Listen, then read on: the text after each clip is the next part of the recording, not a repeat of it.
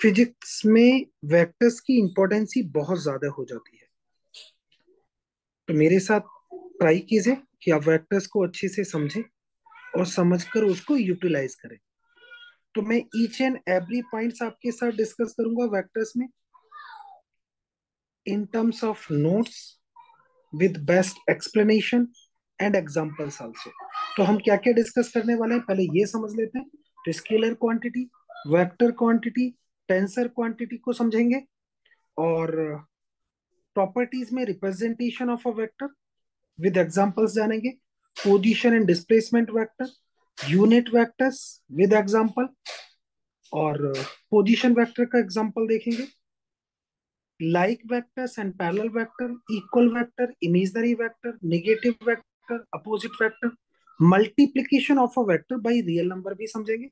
Parallel vectors को जानेंगे, anti parallel vector देखेंगे, कोलिनियर वेक्टर्स देखेंगे, कोप्लेनर वेक्टर्स समझेंगे, वेक्टर्स का एडिशन एंड सब्ट्रैक्शन समझेंगे, derivation of parallelogram law with vector addition जानेंगे। तो उसको अच्छे से समझेंगे क्योंकि इंपॉर्टेंट है। होल फिजिक्स में इसी का रोल है।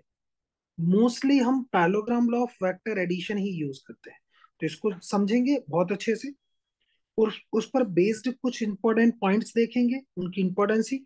रेक्टेंगुलर वेक्टर समझेंगे, rectangular component of a vector in a plane, rectangular component of a vector in 3D जानेंगे, और इन पर बेस्ड बहुत सारे क्वेश्चंस करेंगे जो जनरली फॉर्म होते हैं, जो हमारी अंडरस्टैंडिंग के लिए बेस्ट हैं। तो उन क्वेश्चंस को समझेंगे क्या क्या है, और कैसे कैसे हम इन क्वेश्चंस को सॉल्व करेंगे ताकि कॉन्सेप्ट हमारे क्लियर हो और अच्छे से चीजों को हम समझ पाए। ताकि जितने अच्छे से आप समझ पाते हैं चीजें उतनी ही ज्यादा बेटर होती हैं। डन। तो इन चीजों को समझेंगे, और समझते हैं फिर कि हम कैसे कैसे इन क्वेश्चनों को सॉल्व करने वाले हैं। तो पहले कंटेंट को समझते हैं, फिर हम क्वेश्चंस को सॉल्व करेंगे। डन। तो चलो, आई थिंक कि आप नोटबुक और बॉल पेन के साथ ही होंगे स्क्रीन पर, ताकि आप अच्छे से नोट कर पाए। ये पहली चीज है कि आप हमेशा बॉल पेन के साथ ही बैठे स्क्रीन पर। आपके पास नोटबुक होनी चाहिए, बॉल पेन होना चाहिए, ताकि आप अच्छे से चीजों को समझ पाए। तो अब बात ही करते हैं वेक्टर्स की। Okay, so are you ready? Yes. तो बात ही करते हैं पहले फिजिकल क्वांटिटीज की। अगर हम जनरली देखें तो जो फिजिकल क्वांटिटीज होती हैं वो थ्री टाइप्स की होती हैं। They may be scalar, they may be vector, and they may be a tensor quantity. आप अच्छे से नोट्स बना सकते हैं मेरे साथ साथ। पर्पस है आपके पास बेस्ट कंटेंट, बेस्ट नोट्स पहुंचाना with question practice, so that your success story is easy and definite. तो हमने यहाँ पे राइट किया। पहले समझ लेते हैं स्केलर क्वांटिटीज। आप जानते भी होंगे क्योंकि आपने नाइन्थ में पढ़ी भी होंगी। तो स्केलर क्वांटिटीज कौन सी होती हैं? हम जानते हैं those quantity which have only magnitude but not direction. तो ऐसी क्वांटिटीज जिनके पास केवल मैग्नीट्यूड होता है उनको बोलते हैं scalar quantities. They not have a direction. अब कौन कौन सी क्वांटिटीज हैं उनको कुछ एग्जांपल्स फॉर्मेट में समझ लेते हैं।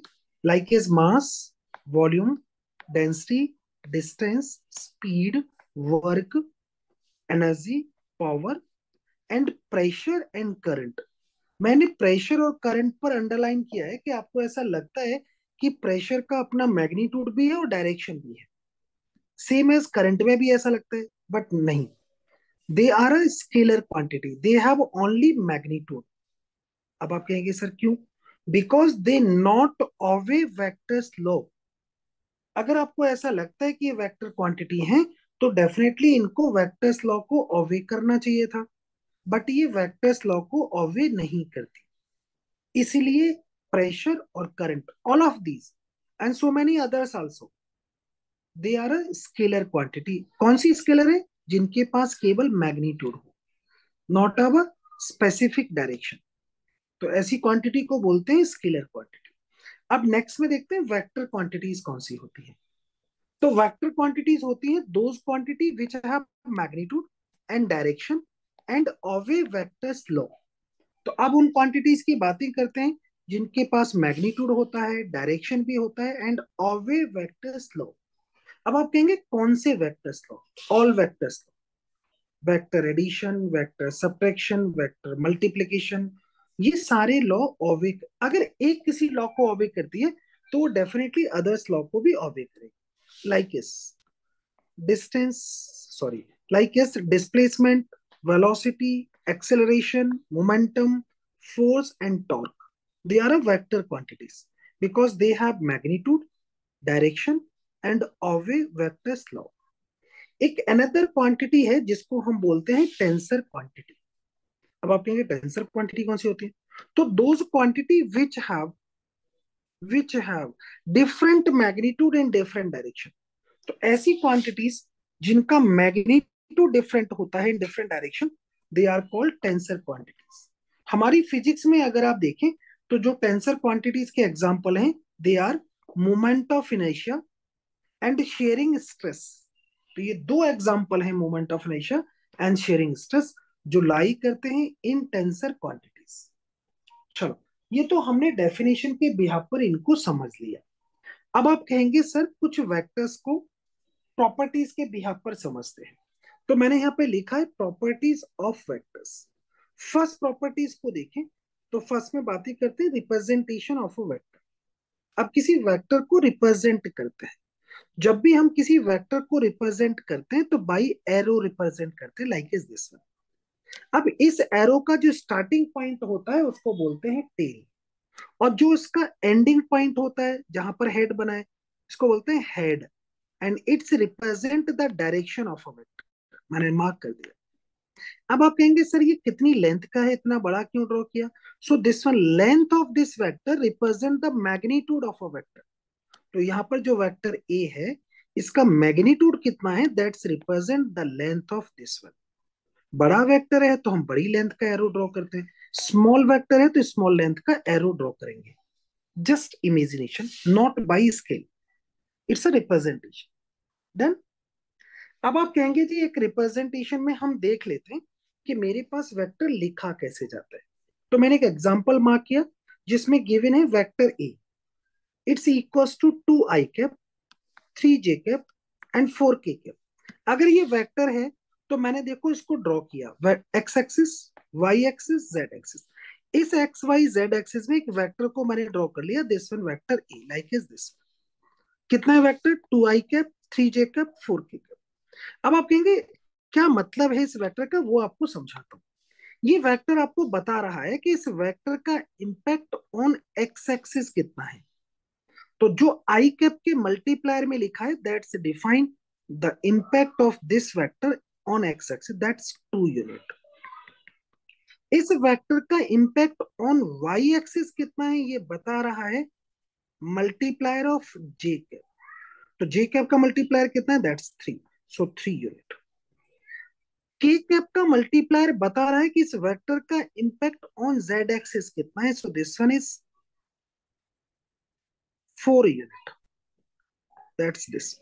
ये रिप्रेजेंट करता है कोई वेक्टर कि उसका impact on X axis, on Y axis, on Z axis is how much.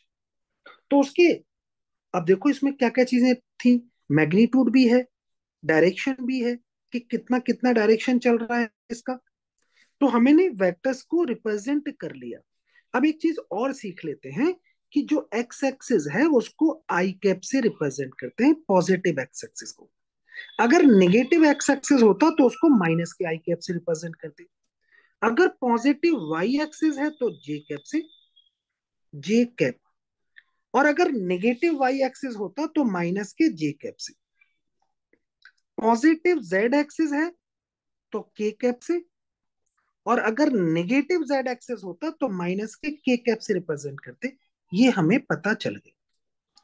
अब आप कहेंगे सर एक अनदर पॉइंट पर आते हैं और उसको समझते हैं। ये भी बड़ा इंपॉर्टेंट पॉइंट है। ये पॉइंट आपकी होल फिजिक्स में आपका साथ नहीं छोड़ेगा, चाहे वो 11th की फिजिक्स हो या 12th की फिजिक्स हो। इसलिए मैंने इस पर इंपॉर्टेंट राइट कर दिया। क्या कहते हैं इसमें, ये समझते हैं। हमारे पास में 2 पोजीशन गिवन है, दिस वन ए, देखो एक्स वाई और जेड एक्सिस गिवन है। ये पहले ही बता चुके हैं आपके, एक्स एक्सिस को आई कैप से, वाई एक्सिस को जे कैप से, जेड एक्सिस को के कैप से हम रिप्रेजेंट किया करेंगे। ये अंडरस्टूड है। अब एक पॉइंट है ए जिसके कोऑर्डिनेट मुझे गिवन है, x1 वाई वन जेड। एक बी पॉइंट है जिसके कोऑर्डिनेट गिवन है x2 y2 z2। ये दो पॉइंट गिवन थे ए एंड बी। ये ओरिजिन है ओ, जिसके कोऑर्डिनेट्स हम जानते हैं 0,0,0। अब मेरा यहाँ पर पर्पज है पोजीशन वेक्टर निकालना, ओ ए पोजीशन वेक्टर निकालना, ओ बी पोजीशन वेक्टर निकालना, ए बी डिस्प्लेसमेंट वेक्टर निकाल, this one A B displacement vector निकालना। ये मेरा यहाँ पर पर्पज है। तो आप कहेंगे कैसे निकालेंगे सर, ये समझ। पहली बात तो आप ये समझ लें कि जब भी हम पोजीशन वेक्टर को स्टार्ट करते हैं तो हमेशा पोजीशन वेक्टर ओरिजिन से ही स्टार्ट होता है। तो अगर मैं लिखना चाहता हूं पोजीशन वेक्टर ऑफ ओ ए, तो जिसको मैंने यहाँ पर रिप्रेजेंट कर रखा है R1 से, आप कहेंगे पोजीशन वेक्टर कैसे लिखा जाएगा? तो पोजीशन वेक्टर लिखा जाएगा जैसे ए पॉइंट के कोऑर्डिनेट है उसके बिहाफ पर।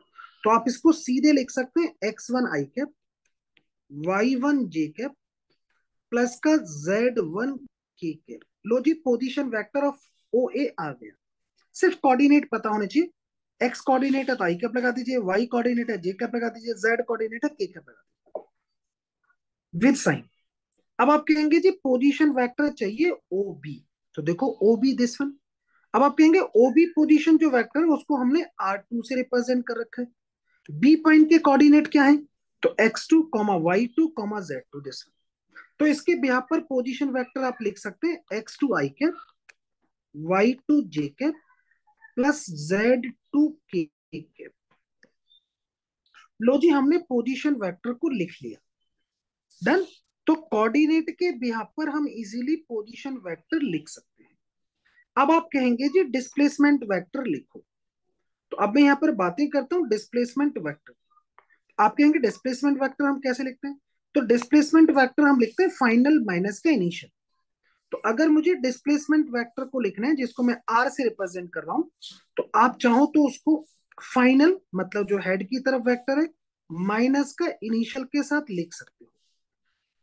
अब R2 और R1 की वैल्यू आप पहले निकाल चुके हो तो उसको रख दो, और उनको I को I कैप के साथ, J को J कैप के साथ सॉल्व कर लो।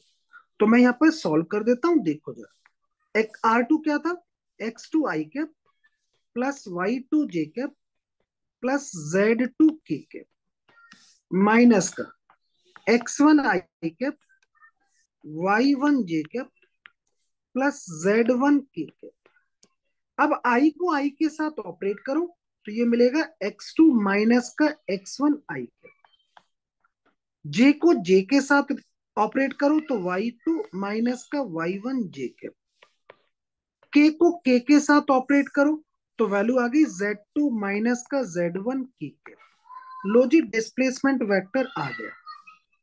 इस डिस्प्लेसमेंट वेक्टर को आप डायरेक्ट भी लिख सकते हो। देखो, इनिशियल कोऑर्डिनेट है दिस वन, फाइनल कोऑर्डिनेट है दिस वन। आप इनको ऐसे भी लिख सकते हो, फाइनल माइनस का इनिशियल आई कैप एक्स एक्सिस में, सो x2 माइनस का x1 आई कैप। अब y डायरेक्शन में देखो, y2 माइनस का y1 जे कैप। अब z में देख लो, z2 माइनस का z1 के कैप। लो जी, पोजीशन वेक्टर की हेल्प से भी निकाल सकते हो और कोऑर्डिनेट के बिहाफ पर भी आप डायरेक्ट निकाल सकते हो।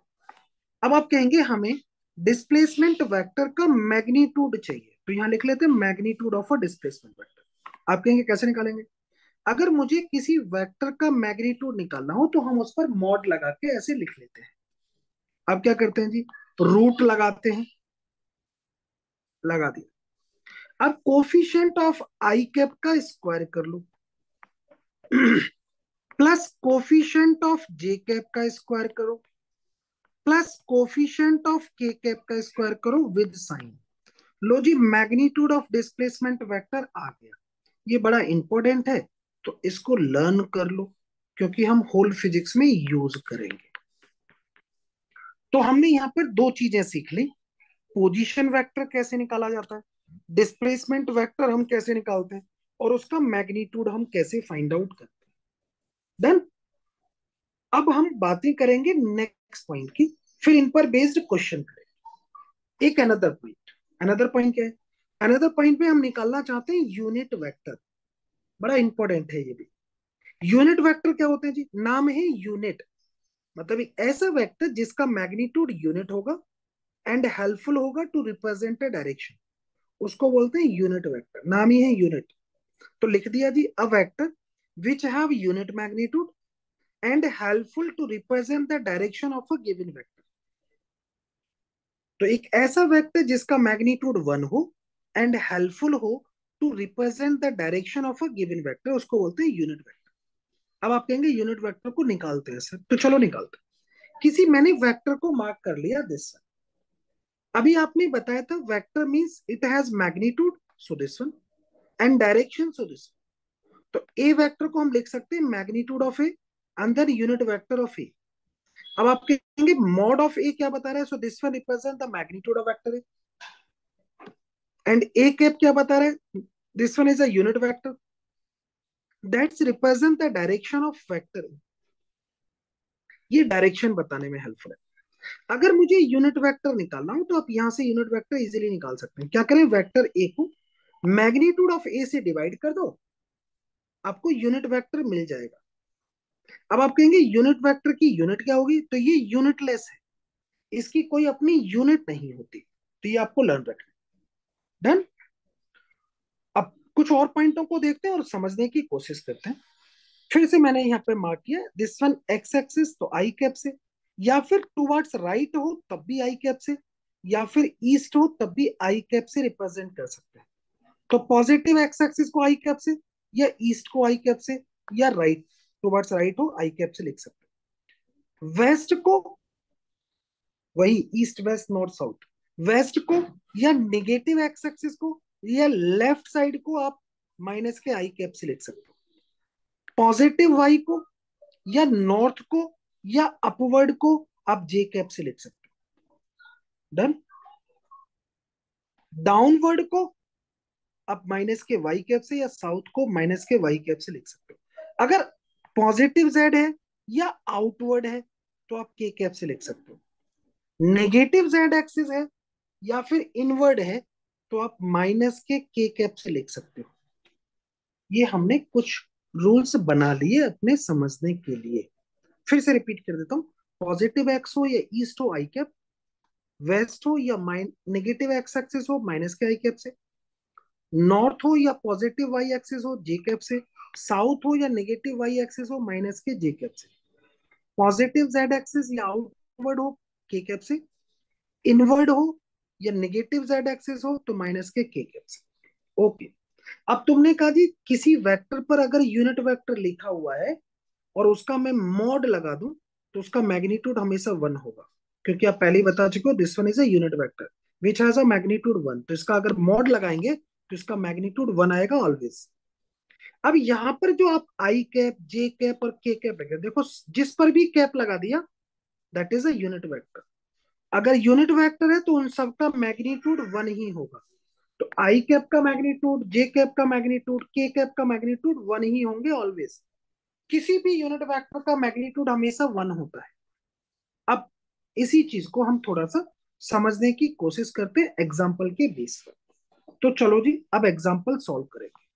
आप कहते हैं जी मेरे पास में कोई वेक्टर ए गिवन है like as this, so i cap plus का थ्री जे कैप माइनस का फोर के कैप।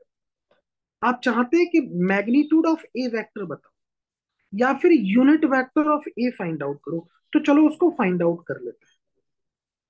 आपने कहा जी कि वेक्टर ए गिवन है तो उसको राइट कर लेते हैं vector A that is I cap plus का थ्री जे कैप माइनस का फोर के कैप। अब अगर इसका मैग्नीट्यूड मुझे निकालना है तो अभी तो आपने मैग्नीट्यूड सीखा था। क्या करो? कोफिशिएंट ऑफ आई कैप का स्क्वायर, तो आई का यहाँ मल्टीप्लायर क्या है? वन, उसका स्क्वायर कर लो, plus coefficient of J cap का स्क्वायर प्लस कोफिशिएंट ऑफ के कैप का स्क्वायर विद साइन करेंगे। लॉजिक कर लिया। अब इसको सिंप्लीफाई कर लो। तो आप कहेंगे वन का स्क्वायर कितना होगा? वन, थ्री का स्क्वायर नाइन, फोर का स्क्वायर सिक्सटीन। अब इसको सॉल्व कर लेते हैं। तो वैल्यू मिलती है जी रूट में 26 यूनिट। जो भी यूनिट होगी मैग्नीट्यूड ऑफ ए वेक्टर मिल गया। अब आप कहेंगे जी मैग्नीट्यूड ऑफ ए वेक्टर तो सर आ गया, अब क्या करना है? अब करना ये है कि मुझे फाइंड करना है सर यूनिट वेक्टर। अगर मुझे यूनिट वेक्टर फाइंड करना है तो अभी आपने बताया था वेक्टर ए को मैग्नीट्यूड ऑफ वेक्टर ए से डिवाइड कर दो। जैसे ही आप डिवाइड करेंगे तो वेक्टर ए कितना था? आपने कहा आई कैप प्लस का 3 जे कैप माइनस का 4 के कैप, उसको मैग्नीट्यूड ऑफ ए से डिवाइड कर दो, √26 इतना आएगा। अब आप कहेंगे कैसी क्वांटिटी होगी? तो ये यूनिट लेस होगा। अब आप कहेंगे सर इसका मैग्नीट्यूड 1 तो नहीं है। नहीं जी, इसका मैग्नीट्यूड 1 ही है। अगर आप इसका भी मैग्नीट्यूड निकाल लो तो ये भी √26 आएगा। तो √26 डिवाइडेड बाई √26 दैट इज 1। तो every unit vector has a magnitude 1। एक एग्जांपल हो गया। अब आप कहेंगे कि अनदर एग्जांपल पर चलते हैं। अनदर एग्जांपल क्या कहते हैं जी? अनदर एग्जांपल कहते हैं 2 points A and B have a coordinates this one and this one respectively in X by plane. अब आप कहते हैं जी क्या निकालना है आपको? Position vector of O A निकालिए। देखो एक वेक्टर दे रखा है, उसके कोऑर्डिनेट, ए पॉइंट दे रखा है, उसके कोऑर्डिनेट गिवन है, बी पॉइंट्स दे रखा है, उसके कोऑर्डिनेट गिवन है, and this one is X by plane, so this one X and this one Y. अब आपने कहा जी ये 3D में है डायग्राम, क्योंकि कोऑर्डिनेट्स हमें 3D में दे रखे हैं। अब आप कहेंगे कि सर हमें क्या क्या चाहिए? तो पहला चाहिए position vector of O A. देखो जरा position vector of O A like is this one, position vector of O B so like is this one, displacement vector of A B, A और बी के बीच का displacement vector, magnitude of a displacement vector, तो जो आ रहा है A B उसका magnitude भी चाहिए, and direction of A B vector. अब ए बी वेक्टर का डायरेक्शन भी चाहिए। तो चलो उसको निकालते हैं और फिर समझते हैं। आपने कहा जी position of O A vector निकालना है मुझे पहले, तो सॉल्यूशन स्टार्ट करते हैं। अब position vector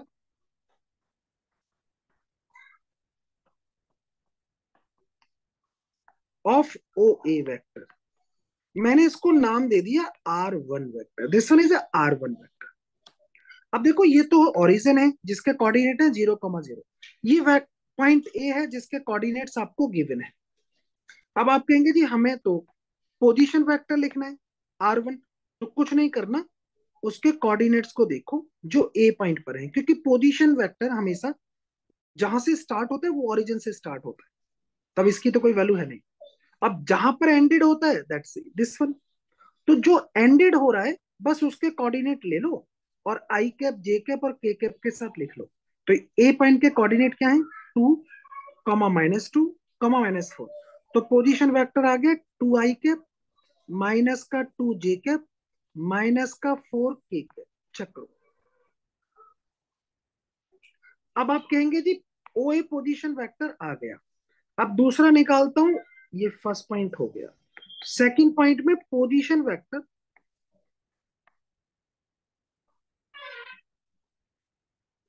of O B.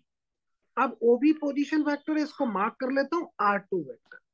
तो आप कहेंगे इसको लिखना तो और ज्यादा इजी है सर, बी पॉइंट के कोऑर्डिनेट देखो, तो 7, 3, 1, तो 7 आई कैप 3 जे कैप प्लस का के cap, because this one x this one Y this one Z.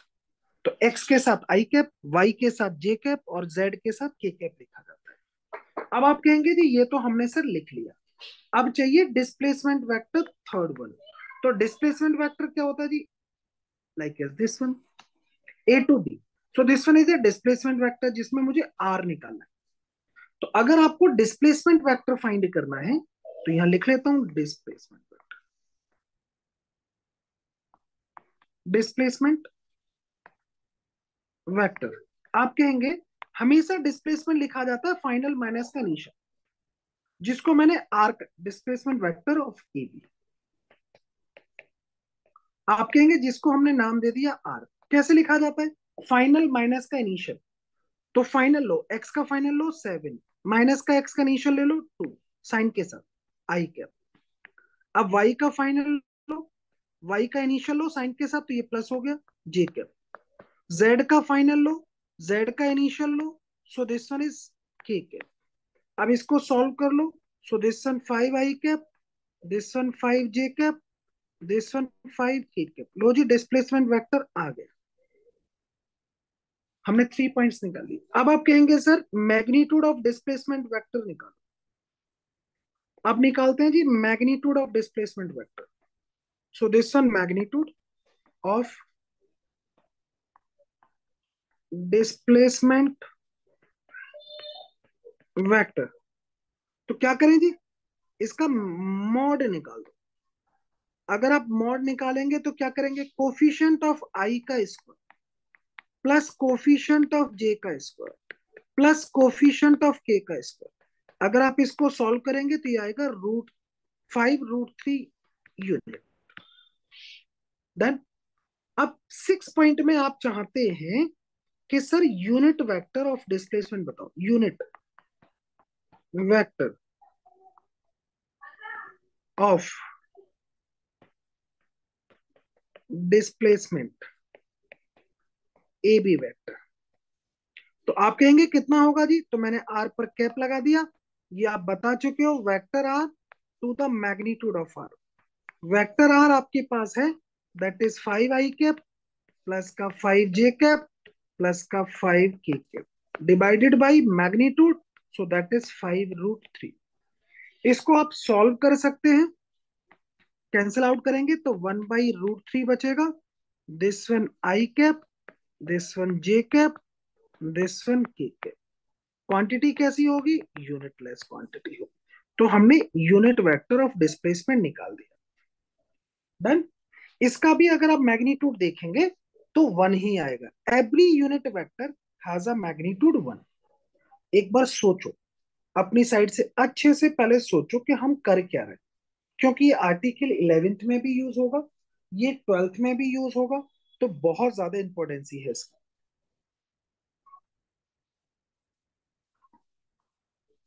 Done. अब कुछ और पॉइंट्स को डिस्कस कर लेते हैं, उनको समझते हैं। पहली बातें करते हैं सर, लाइक वेक्टर या फिर पैरेलल वेक्टर। लाइक और पैरेलल वेक्टर, अगर कहीं मैं बातें करता हूं पैरेलल वेक्टर की या लाइक वेक्टर की, तो ऐसे वेक्टर्स जिनका डायरेक्शन सेम हो, मैग्नीट्यूड में बी डिफरेंट, उन वेक्टर्स को लाइक या पैरेलल वेक्टर बोलते हैं। Like is this one. अब आप कहते हैं इक्वल वेक्टर और इमेजिनरी वेक्टर। इक्वल और imaginary vectors mean those vector which have equal magnitude and lie in a same direction. देखो ये दोनों के मैग्नीट्यूड भी सेम है और इनके डायरेक्शन भी सेम है, so they are called equal vector और इमेजिनरी वेक्टर। अब बातें करते हैं निगेटिव और अपोजिट वेक्टर। अगर आप निगेटिव और अपोजिट वेक्टर की बातें करते हैं, तो those vector which have equal magnitude but must be lie in opposite direction. ऐसे वेक्टर्स जिनका मैग्नीट्यूड सेम हो बट लाई करें इन अपोजिट डायरेक्शन, ऐसे वेक्टर्स को बोलते हैं निगेटिव और अपोजिट वेक्टर। नेक्स्ट में देखते हैं अनदर पॉइंट को। बातें करते हैं multiplication of a vector by real number. पहले तो यहां तक अगर आपको कुछ अच्छा लगा है तो प्लीज लाइक और कमेंट्स जरूर कीजिए, ताकि मैं आपके लिए क्विकली और rapidly more to more work करूं for you up to your selection on daily basis, on weekly basis. और अगर आपको कोई सपोर्ट चाहिए, कोई प्रॉब्लम है, तो आप व्हाट्सएप पर प्रॉब्लम भेज सकते हैं, आपको इमीडिएटली विद इन 24 आवर में रिप्लाई करूंगा। डन। चलो, अगर आप बोलते हैं सर कि किसी रियल नंबर से वेक्टर को मल्टीप्लाई करते हैं तो क्या होता है। देखो ये वेक्टर था मेरे पास में ए, अगर इस ए वेक्टर को मैं किसी रियल नंबर से मल्टीप्लाई करता हूं तो उसका डायरेक्शन सेम रहता है, जस्ट मैग्नीट्यूड इंक्रीज हो जाता है। तो अगर जब भी किसी वेक्टर को किसी रियल नंबर से आप मल्टीप्लाई करते हैं तो direction of a vector remain same but magnitude is increase same as a number. अगर 2 से मल्टीप्लाई करोगे तो मैग्नीट्यूड उसका डबल हो जाएगा, 3 से मल्टीप्लाई करोगे मैग्नीट्यूड उसका 3 टाइम्स हो जाएगा, but lie in same direction. ये पॉजिटिव नंबर से मल्टीप्लीकेशन का मतलब है।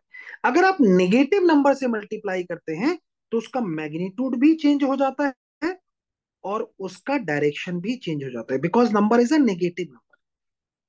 देखो यहाँ पर ए वेक्टर था, उसको नेगेटिव नंबर से मल्टीप्लाई किया तो उसका मैग्नीट्यूड चेंज हो गया and lie in opposite direction.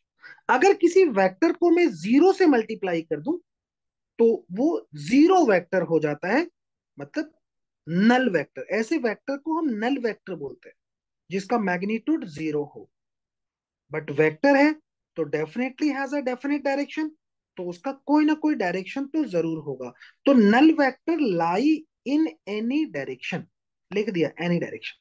है तो ये जीरो वेक्टर, लेकिन जीरो है तो कोई मैग्नीट्यूड ही तो जीरो है, बट डायरेक्शन कुछ ना कुछ तो होगा, तो इसलिए लिख दिया लाई इन एनी डायरेक्शन। अब कुछ और पॉइंट डिस्कस करते हैं, बात ही करते हैं पैरेलल वेक्टर।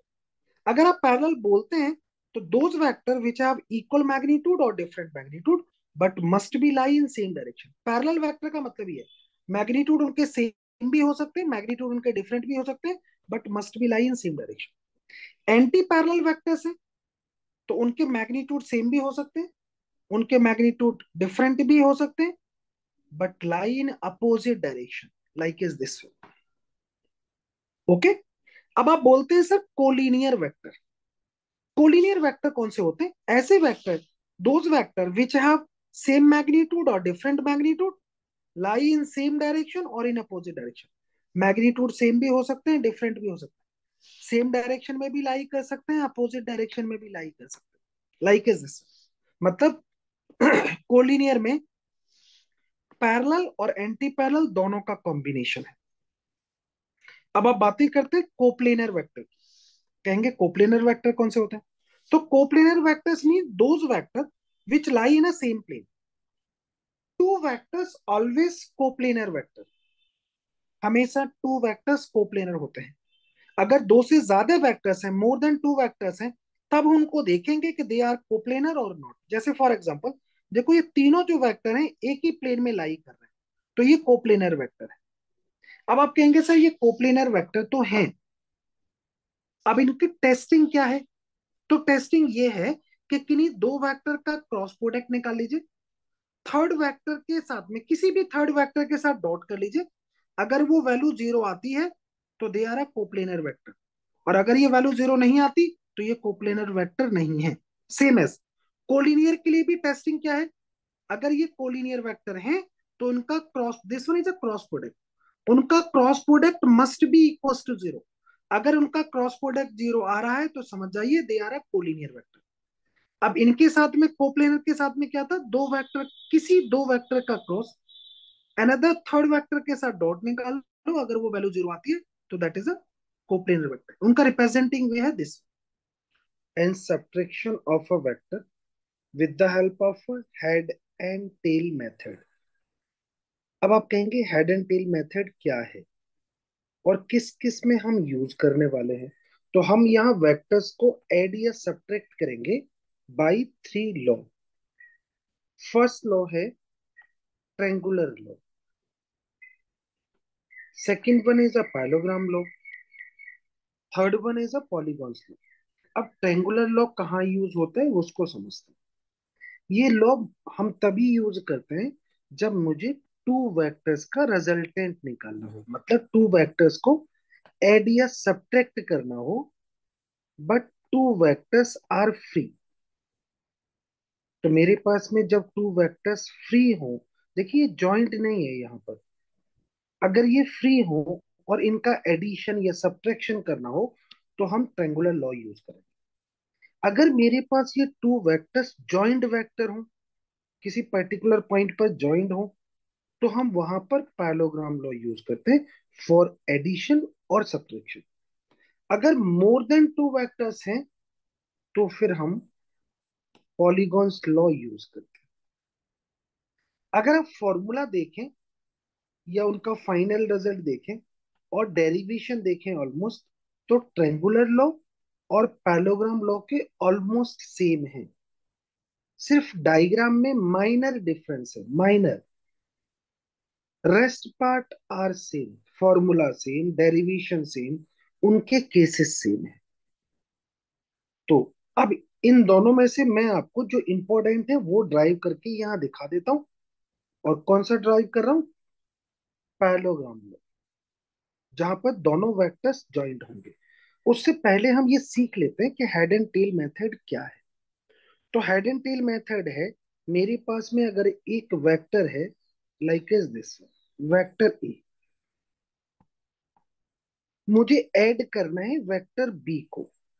तो आप क्या करेंगे, सपोज वेक्टर बी था मेरे पास में दिस, देखो जरा, head of a first vector connecting to the tail of the second one. अब सेकंड वन का मैग्नीट्यूड जितना है और जिस डायरेक्शन में, उसको कनेक्ट कर दो। लॉजिक कनेक्ट कर दिया। तो हमेशा एक रूल चलता है, head of a first vector connecting to the tail of the second vector. अब आप कहते हैं मोर देन टू है तो कोई बात नहीं, head of a second vector connecting to the tail of the third one. ऐसे फोर्थ को कनेक्ट करना है, तो head of a third vector connecting to the tail of the fourth one. जिस डायरेक्शन में है, जितने मैग्नीट्यूड का है, वैसे ही कनेक्ट होगा, बट रूल लगेगा हेड एंड टेल, पहली चीज। अब दूसरा पॉइंट आपको और डिस्कस कर लेते हैं, उसको जानो। अगर मेरे पास कहीं इंक्लाइंड वेक्टर है,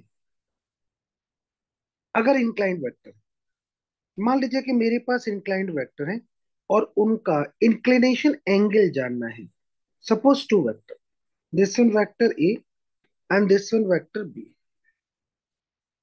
अगर ये मेरे पास इंक्लाइंड वेक्टर है तो इनके बीच का जो करेक्ट एंगल है, वो एंगल देखा जाता है बिटवीन हेड हेड और बिटवीन टेल टेल। दो वेक्टर्स के बीच का इंक्लिनेशन एंगल का रूल है angle, smallest angle between tail tail और between head head.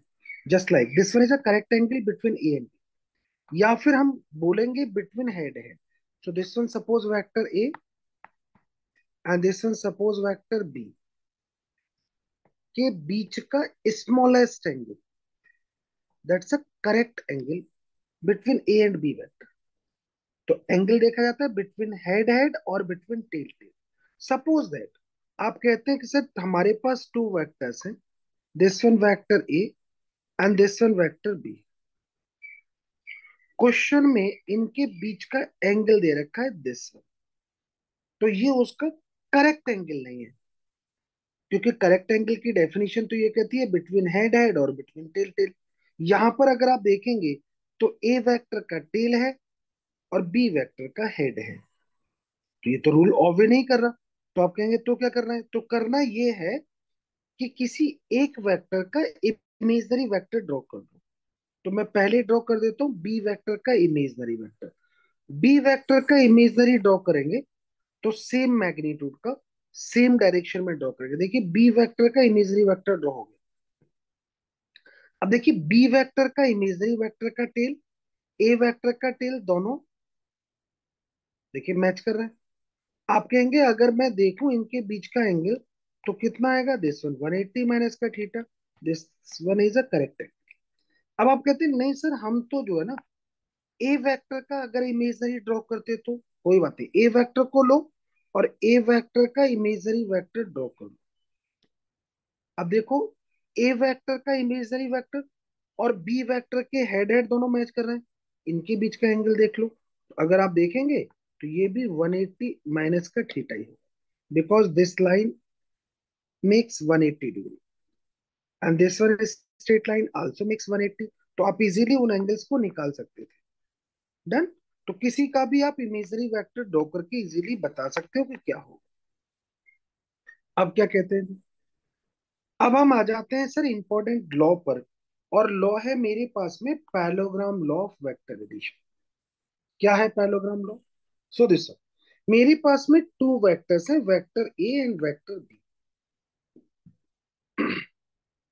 They makes an angle theta. हमारा पर्पस है A plus B vector find करना।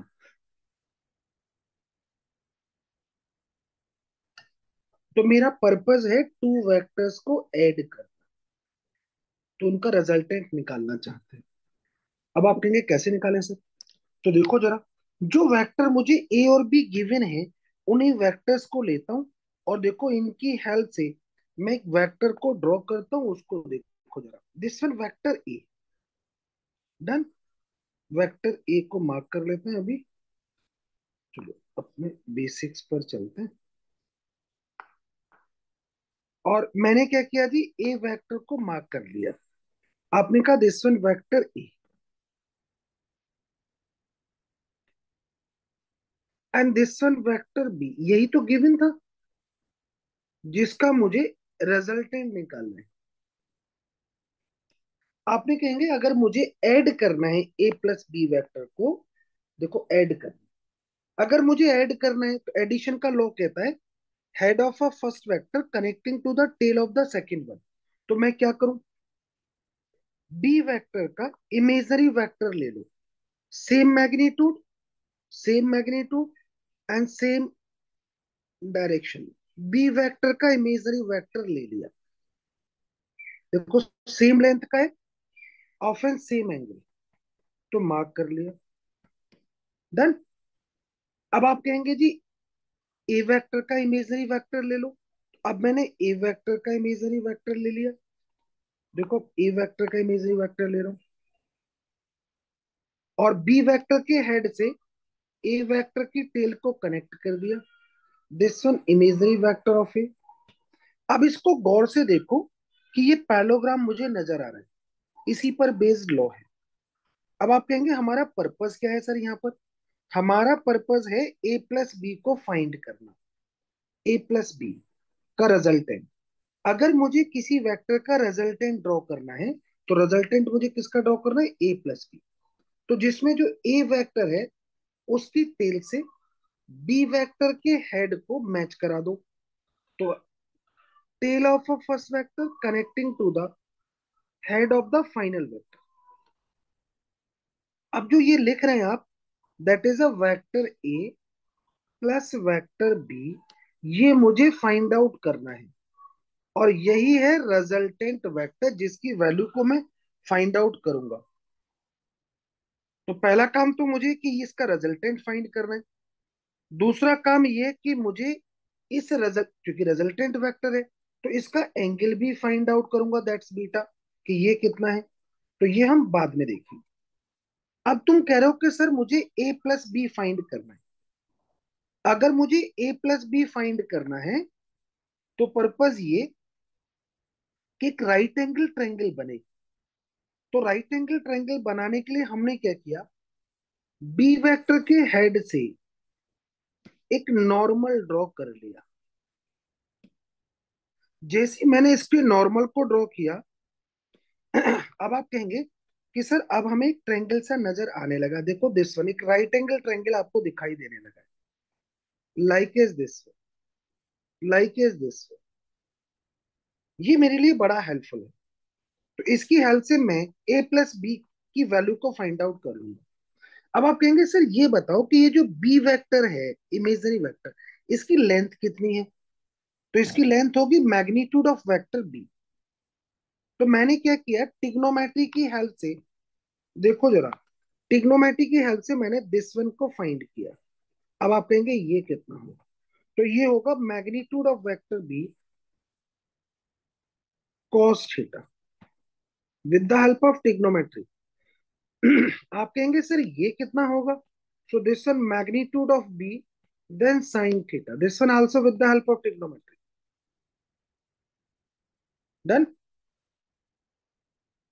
अब आप कहेंगे कैसे होगा, तो पहले मैं नेमिंग कर लेता हूं और फिर आपको समझा देते हैं कि कैसे होगा।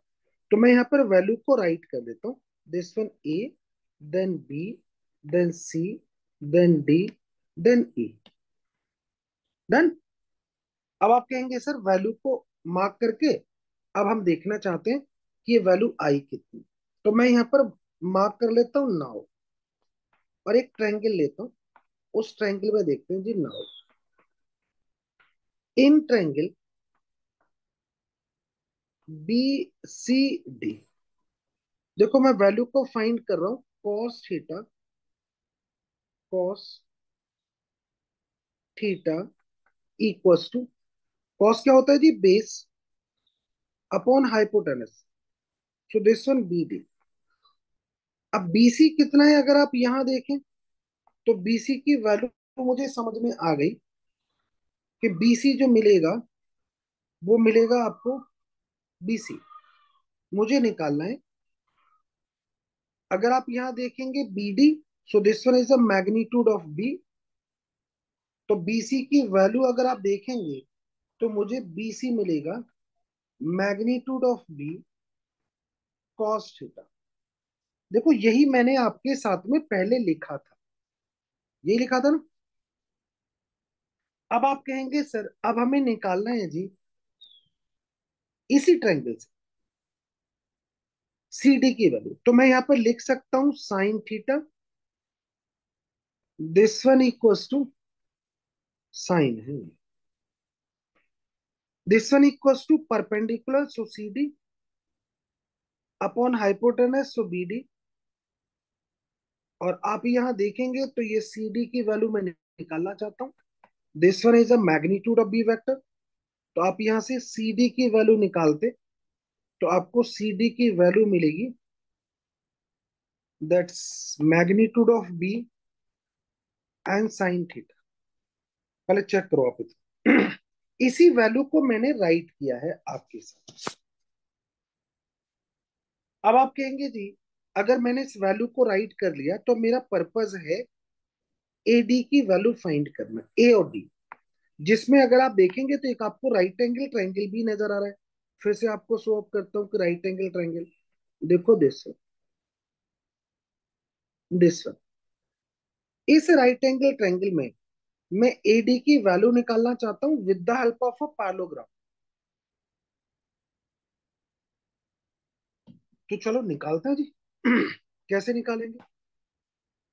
आप कहेंगे सर पैरेललोग्राम लगाते हैं और वैल्यू को राइट करता हूं। तो मैं लिख लेता हूं in triangle A C and D. ACD में मैं पाइथागोरस थ्योरम लगाता हूं। तो आप कहेंगे जी एडी का स्क्वायर इक्वल होगा A C square plus C D square. Done. अब इनकी वैल्यू को राइट कर लेते हैं। मैंने यहां पर अज्यूम कर लिया जो ए डी है that is R, C D को मार्क करता हूं, so this one magnitude of A plus magnitude of B cos theta का whole square plus this one magnitude of B sine theta का whole square. Check करो।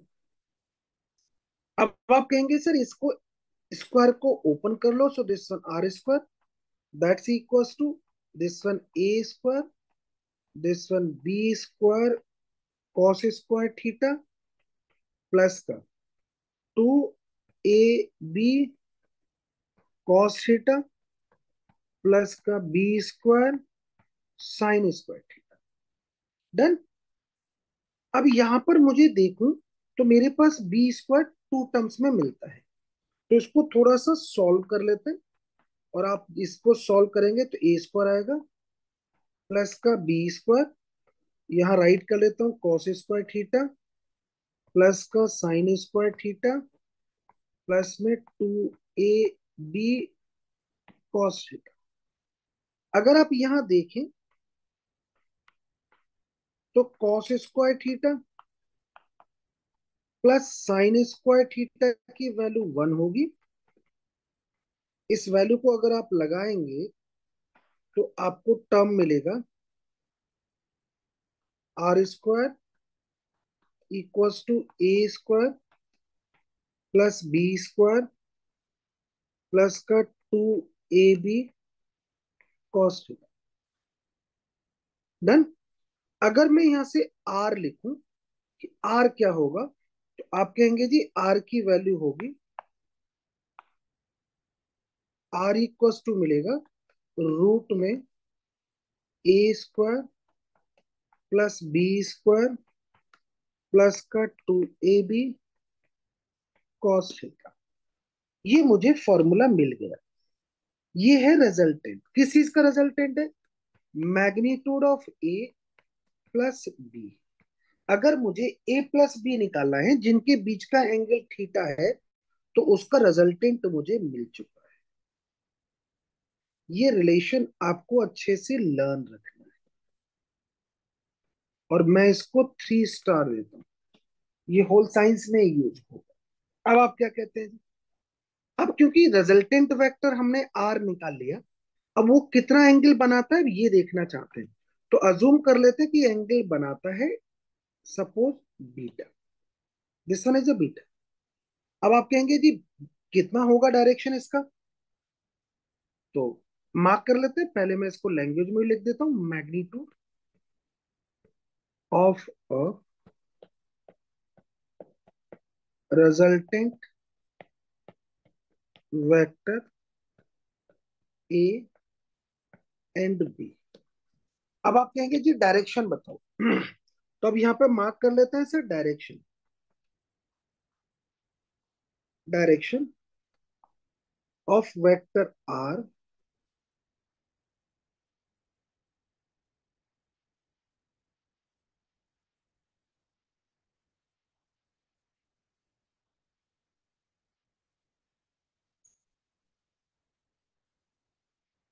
Direction निकालना चाहते हैं आप। ये तो आपने निकाला था मैग्नीट्यूड, तो दिस वन, ये था आपके पास में magnitude, magnitude of resultant vector, vector A and vector. अब क्या निकालना चाहते हैं आप? अब निकालना चाहते हैं डायरेक्शन। तो डायरेक्शन देखते हैं, इसको 3 स्टार दे देते। Direction of resultant vector R from vector A is. अब आप कहेंगे डायरेक्शन कैसे निकालना है जी? आर वेक्टर का डायरेक्शन निकालना है। तो आप कहेंगे कितना एंगल बना रहा है ये? तो ये एंगल बना रहा है सपोज बीटा। अब मुझे एंगल निकालना है, एंगल तो हमेशा टेन की हेल्प से निकालते हैं। टेन का मतलब perpendicular upon base, so this one perpendicular and this one is a base.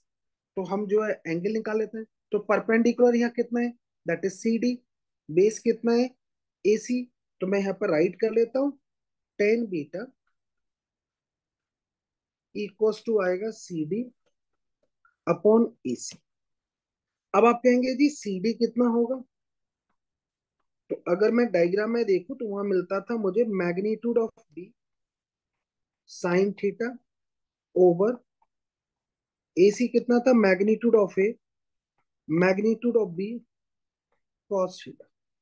आप सिंपली चाहो तो इसको ऐसे भी लिख सकते हो, B sine theta over A plus B cos theta. अगर मुझे एंगल फाइंड करना है, आप कहेंगे एंगल तो सर बीटा है, तो आप इस बीटा को लिखेंगे टेन इनवर्स,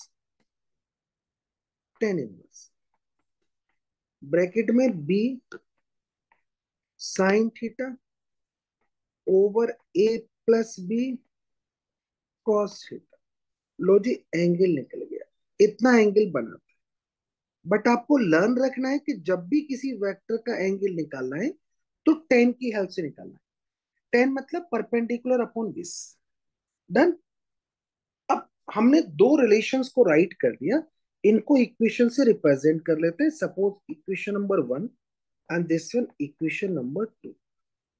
अब यहां पर हम कुछ केसेस देखेंगे, उन केसेस को समझते हैं। केसेस क्या कहते हैं जी? पहले बातें करेंगे केस नंबर 1 की। तो केसेस देखते हैं।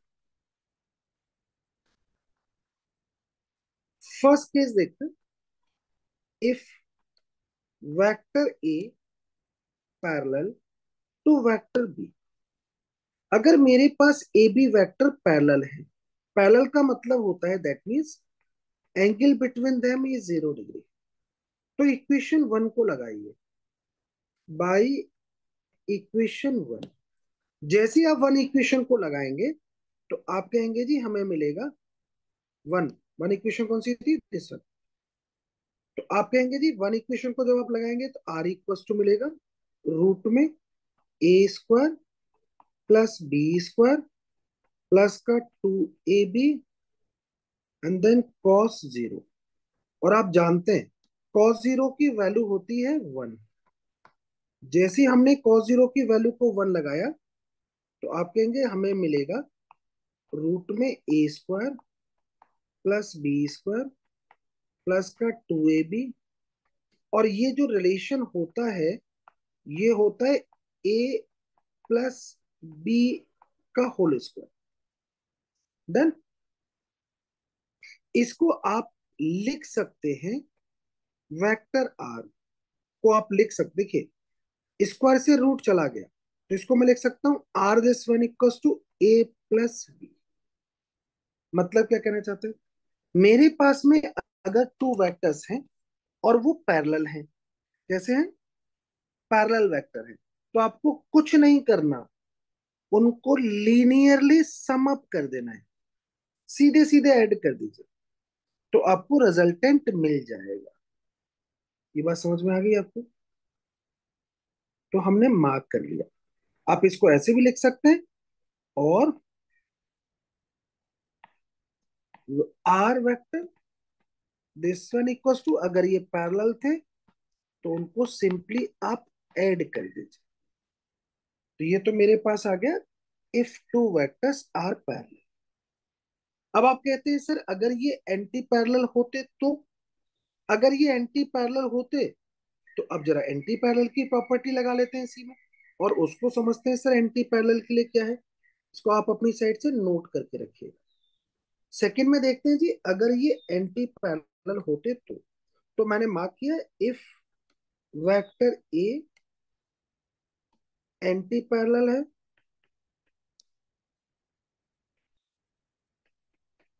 Anti parallel to vector B. Anti parallel का मतलब क्या होता है जी, एंगल बिटवीन देम इज 180। अगर ये एंटी पैरेलल है तो फिर से इक्वेशन नंबर वन को यूज करो। कौन सी इक्वेशन नंबर वन, उसको चेक कर लो। Like is this one. आप कहेंगे जी अगर आप लगाएंगे तो R this one equal to होगा रूट में A square plus B square plus का 2ab देन कॉस 180। कॉस 180 की वैल्यू -1 होती है तो जैसे ही आप -1 लगाएंगे तो यहां मिलेगा A square plus B square minus का 2ab। अब अगर आप इस रिलेशन को देखो तो ये रिलेशन होता है, हम जानते हैं, ए माइनस बी का होल स्क्वायर। इसका मतलब अगर आप रिजल्टेंट निकालेंगे तो आपको आर इक्वल टू मिलेगा ए माइनस का बी। अब इसको आप चाहें तो ऐसे लिख सकते हैं, चाहे तो आप, क्योंकि एंटी पैरेलल है तो magnitude of R equals to vector A minus का vector, so like is this. Then क्योंकि एंटी पैरेलल, तो हमने टू केसेस को डिस्कस कर लिया। अब दिखाता हूं आपको थर्ड केस को, उसको समझेंगे। आप कहेंगे सर थर्ड केस क्या होगा। थर्ड केस में एक अनदर पॉसिबिलिटी होती है, उसको समझते हैं। थर्ड केस में बातें करते हैं sir, case number third. If vector A is perpendicular to vector B. अगर वेक्टर ए परपेंडिकुलर है टू वेक्टर बी के तो उनके बीच का एंगल होगा 90। तो इक्वेशन नंबर वन को ले लीजिए। मैंने इक्वेशन वन को ले लिया। Equation one like is this one, resultant की इक्वेशन, ये आपको अच्छे से लर्न रहनी चाहिए। आप कहेंगे आर इक्वल टू लगाइए सर, क्या थी equation, A square plus B square plus का 2ab देन कॉस 90। जैसे आपने कहा कॉस 90 तो हमें समझ में आ गया कॉस 90 कितना होता है। तो कॉस 90 होता है 0। तो आप कहेंगे रिजल्टेंट कितना आएगा, रिजल्टेंट आएगा जी ए स्क्वायर प्लस बी स्क्वायर। देखिए रिजल्टेंट आ चुका है। तो ये हमने रिजल्टेंट की वैल्यू को राइट कर दिया। अब यहाँ पर एंगल भी देख लेते हैं। अगर आप एंगल देखें तो अब यूज करते हैं by equation two. Second equation कौन सी है, दिस वन। यहां से बीटा निकालते हैं। तो बीटा इक्वल्स टू कितना आएगा, टेन इनवर्स। आप कहेंगे G B sign 90 over A plus B cos 90। आप कहेंगे जी साइन 90 कितना होता है, तो दैट इज वन। तो सो बी आ गया। कॉस 90 कितना होता है, दैट इज जीरो। तो वैल्यू आ गई बी बाई ए। लो जी, इतना एंगल बनेगा if they are perpendicular. Done. तो ये हमने केसेस को डिस्कस कर लिया। अब कुछ इंपॉर्टेंट पॉइंट आपको बताता हूं, उनको समझो। ये बड़े इंपॉर्टेंट है। मान लो कि मेरे पास में टू वेक्टर्स हैं और उनके बीच का इंक्लिनेशन एंगल गिवन नहीं है, एंगल का आइडिया नहीं है, और आप जानना चाहते हैं कि उस वेक्टर की रेंज कितनी होगी, कहां से कहां तक हो सकता है। तो रेंज ऑफ अ वेक्टर अगर आप देखना चाहें, यहां पर मैंने लिखा है range of a resultant vector. अगर मैं range of a resultant vector निकालूं तो आप कहेंगे कहां से कहां तक लाई करेगी। तो मैंने यहां पर राइट किया, किसी भी वेक्टर की जो रेंज होती है वो लाई करती है, देखो दिस वन। टू वेक्टर का डिफरेंस निकाल लीजिए, उनका मैग्नीट्यूड। तो ए माइनस बी के मैग्नीट्यूड से उसका रिजल्टेंट लार्जर होगा और इक्वल होगा, up to A plus B vector का मैग्नीट्यूड ले लीजिए, उससे लेस होगा और इक्वल होगा। तो रिजल्टेंट वेक्टर का अगर आप रेंज देखेंगे तो रिजल्टेंट वेक्टर की रेंज लाई करती है ए माइनस बी के मैग्नीट्यूड के इक्वल या उससे ग्रेटर, और ए प्लस बी वेक्टर के मैग्नीट्यूड से लेस और इक्वल। ये बहुत ज्यादा इंपॉर्टेंट है, मैंने इसको 5 स्टार दे रखे हैं। एक और पॉइंट आपको दिखाता हूं, उसको समझो। अगर मेरे पास A plus B, A and B vector हैं and they are a perpendicular vector, A and B vector हैं और वो परपेंडिकुलर वेक्टर हैं, तो उनका एडिशन का मैग्नीट्यूड और उनके सब्ट्रैक्शन का मैग्नीट्यूड इक्वल होता है।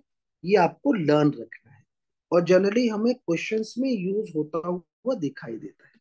आप इसको प्रूव भी कर सकते हैं डायग्रामेटिकली, आप इसको समझ भी सकते हैं। तो हमें समझ में आ गया, अगर कोई भी टू वेक्टर्स परपेंडिकुलर हैं तो उनका एडिशन का मैग्नीट्यूड एंड उनके सब्ट्रैक्शन का मैग्नीट्यूड इक्वल होगा, because this one is a diagonal. तो एक रेक्टेंगल बनेगा, यहां भी एक रेक्टेंगल बनेगा, तो उसका डायगोनल सेम ही आएगा। अब एक एग्जांपल के फॉर्मेट में वो पॉइंट दिखाता हूं जो होल फिजिक्स में हम कॉमनली यूज करते हैं, उसको समझो। मेरे पास में टू इक्वल वेक्टर्स हैं, जिनको आप ए और बी बोल रहे थे, वो इक्वल वेक्टर है। उनको मैंने नाम दे दिया F1 F2 equals to F0। कोई भी वेक्टर हो सकते हैं ये, वेलोसिटी हो सकती है, डिस्प्लेसमेंट हो सकता है, एक्सेलरेशन हो सकता है, फोर्स हो सकता है, कोई भी वेक्टर क्वांटिटी। अभी मैंने यहाँ पर फोर्स रिप्रेजेंट किया है।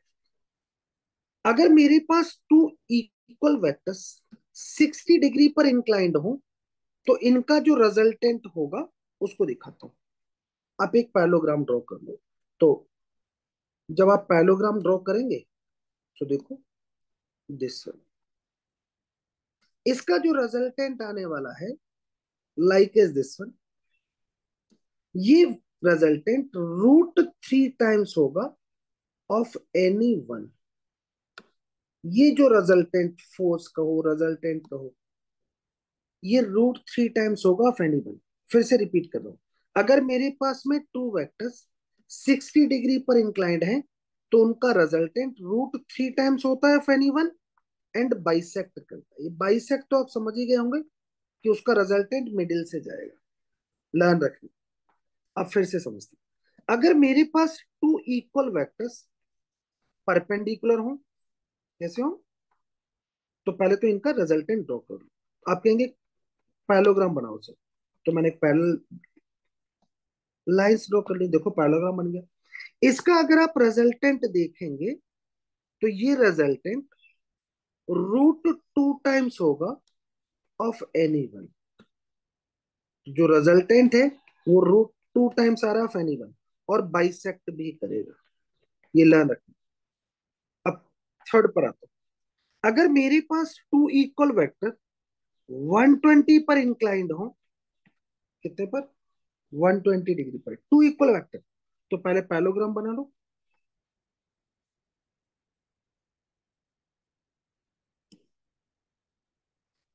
तब इनका जो रिजल्टेंट अगर आप देखेंगे, इनका रिजल्टेंट, तो एक रिजल्टेंट आपको ड्रॉ करके दिखाता हूं, दिस वन। ये रिजल्टेंट जस्ट इक्वल होगा ऑफ एनी वन और बाइसेक्ट करेगा, जस्ट इक्वल होगा और बाइसेक्ट भी करेगा, तो मार्क कर लिया, डन। तो हमने पैरेललोग्राम की कंडीशंस को समझ लिया। ये जो कॉन्सेप्ट हमने अभी आपके साथ डिस्कस किया है, ये न्यूमेरिकल्स में डायरेक्टली यूज होगा। डिस्कस करते हैं आपके साथ में rectangular component of a vector in a plane. तो मैंने एक प्लेन सेलेक्ट कर लिया, एक्स बाई प्लेन। इस एक्स बाई प्लेन में एक हमने वेक्टर सेलेक्ट कर लिया, this one is a vector A, done. अब इस वेक्टर को समझना चाहते हैं कि इस वेक्टर का impact on X axis is how much.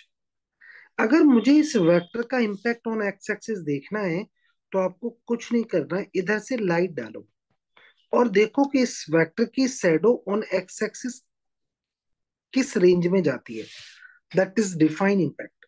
अगर आपको इस वेक्टर का इंपैक्ट ऑन वाई एक्सिस समझना है, तो आप एक्स एक्सिस के पैरेलल लाइट डाल दो, तो देखेंगे आपकी इस वेक्टर की impact on Y axis this one. अब इसी इंपैक्ट को, इसी कंपोनेंट को हम निकालना चाहते हैं, तो आप कहेंगे कितना है इस ए वेक्टर का इंपैक्ट ऑन एक्स एक्सिस। उसके लिए क्या किया, मैंने ए वेक्टर के हेड से एक नॉर्मल ड्रॉ कर दिया on X axis, A vector के हेड से एक नॉर्मल ड्रॉ कर दिया ऑन वाई एक्सिस, देखो एक पैरेललोग्राम बन गया, डन। अब ये पैरेललोग्राम मुझे ये बता रहा है कि ए वेक्टर का impact on X axis is how much. इसको मैंने मार्क कर लिया, दिस वन ए एक्स। मेरा पर्पज है ए वेक्टर का इंपैक्ट ऑन एक्स एक्सिस निकालना। इसको बोलते हैं horizontal component of vector A. इस ए वेक्टर का इंपैक्ट ऑन वाई एक्सिस कितना है, अब ये भी देखना है। तो इस ए वेक्टर का impact on Y axis that is this. ये वही इंपैक्ट है जो अभी आपने लाइट डालकर देखे थे। अगर मुझे ए एक्स की वैल्यू निकालनी है, तो वाई एक्सिस के पैरेलल लाइट डाल के देख लो और देखो शेडो रीजन कितना जाता है। अगर आपको ए वाई निकालना है, तो आप एक्स एक्सिस के पैरेलल लाइट डाल के देखो और देखो कि शेडो रीजन कितना जाता है ऑफ वेक्टर ए। तो जैसे ही मैंने इसको राइट किया, पर्पस है कि सर इन वैल्यूज को फाइंड आउट करो। तो हम फाइंड आउट करेंगे with the help of a trigonometry. तो उसके लिए कुछ नेमिंग कर लेते हैं, नेम कर लेते हैं। So this one is a O, that's origin. Suppose this one is a A, this one is B, and this one is a C. तो एक राइट एंगल ट्रायंगल मुझे दिखाई देता है ओ ए बी, तो उसको लिख लेता हूं जरा राइट एंगल ट्रायंगल को, और समझते हैं सर, डन। तो देखते हैं जी, इन ट्रायंगल ओ ए बी, पहले मैं निकालना चाहता हूं ए एक्स की वैल्यू। तो उसके लिए मुझे हेल्पफुल होगा cos theta, that is equals to base, so O A, upon hypotenuse, so O B.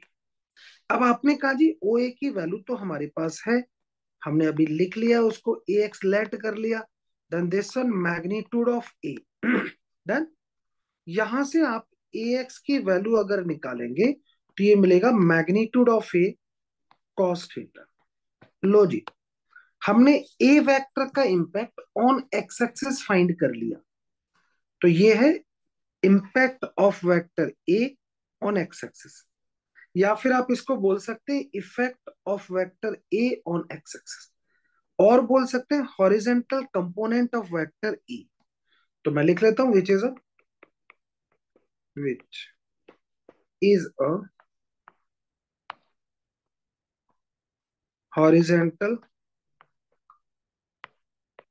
Component of vector A. ये है हॉरिजेंटल कंपोनेंट ऑफ वेक्टर ए।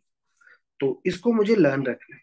अब आप कहेंगे जी वर्टिकल कंपोनेंट देखना चाहते हैं, तो अगर मुझे वर्टिकल कंपोनेंट देखना है तो क्या करना है जी, फिर से अगेन देख लेते हैं, और फिर से ट्रायंगल देख लीजिए, again in triangle O A B. आप कहेंगे जी अब क्या निकालना है, मुझे वर्टिकल फाइंड आउट करना है। तो आप कहेंगे जी sine theta, this one equals to कितना होगा, perpendicular, so A B upon hypotenuse, so O B. आपने कहा जी ए बी की वैल्यू हमने ए वाई यहाँ लेट की है, O B that is magnitude of vector A. तो यहां से आप ए वाई की वैल्यू निकाल सकते हैं, सो लाइक इज दिस।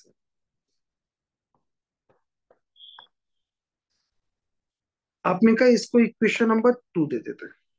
ये क्या है, ये है impact of vector A on Y axis, या फिर आप कह सकते हैं effect of vector A on Y axis, या फिर इसको बोलते हैं vertical component.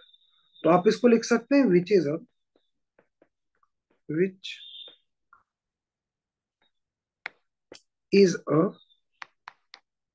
Vertical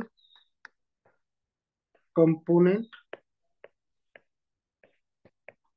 of vector A on Y axis. Done. अब मैंने हॉरिजेंटल और वर्टिकल कंपोनेंट फाइंड आउट कर लिए, so this one is a horizontal component of vector A. They are very helpful and very useful for physics. तो हम 11th में और 12th में इसका फुल यूज करेंगे, तो इसलिए लर्न रखिएगा। अब आप कहेंगे सर हम वेक्टर ए को क्या हॉरिजेंटल और वर्टिकल कंपोनेंट की फॉर्म में लिख सकते हैं, तो डेफिनेटली लिख सकते हैं। तो मैं यहाँ राइट करता हूं नाउ। आप इस वेक्टर को ऐसे लिख सकते हो, vector A equal to impact of this vector on x-axis, impact of this vector on y-axis।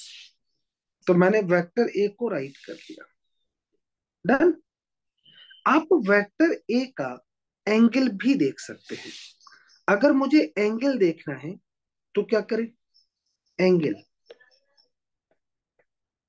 Angle made by vector A from X axis. अगर मुझे एंगल निकालना है तो देखो कभी भी मुझे अगर एंगल निकालना हो तो आप कहेंगे एंगल कैसे निकालते हैं, परपेंडिकुलर अपॉन बेस से। तो आप इसको लिख सकते हैं, कैसे लिखेंगे, tan theta equals to perpendicular upon base. Perpendicular कितना है जी, that is A by, base कितना है जी, दैट इज ए एक्स। तो आप इसको लिख सकते हो theta this one equals to tan inverse A Y over A X. या फिर आप इसको ऐसे भी कह सकते हो, ए वाई क्या है, coefficient of Y, A X क्या है, कोफिशिएंट ऑफ एक्स। तो आप इसको ऐसे भी लिख सकते हो, टेन इनवर्स कोफिशिएंट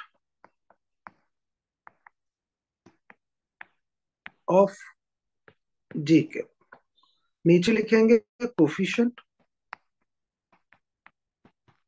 ऑफ आई। तो आप इसको ऐसे लिख सकते हैं। डन। अब आपने कहा ये एंगल आ कहां से रहा है, तो ये तो एक्स एक्सिस से आ रहा है। अब आप कहते हैं अगर मुझे सर एंगल निकालना हो वाई एक्सिस से, कोई बात नहीं जी, वाई से निकालना है, अल्फा लिख लेते हैं। तो फिर कैसे निकालेंगे, सिंपल सा वे याद रखिए, कहीं से भी एंगल निकालना हो इमेजिनेशन कीजिएगा, बस परपेंडिकुलर अपॉन बेस को सोच लीजिए। तो यहां पर परपेंडिकुलर क्या जा रहा है, एक्स एक्सिस, मतलब ए एक्स, और बेस क्या जा रहा है, दैट इज ए वाई। तो आप ऐसे लिख सकते हैं।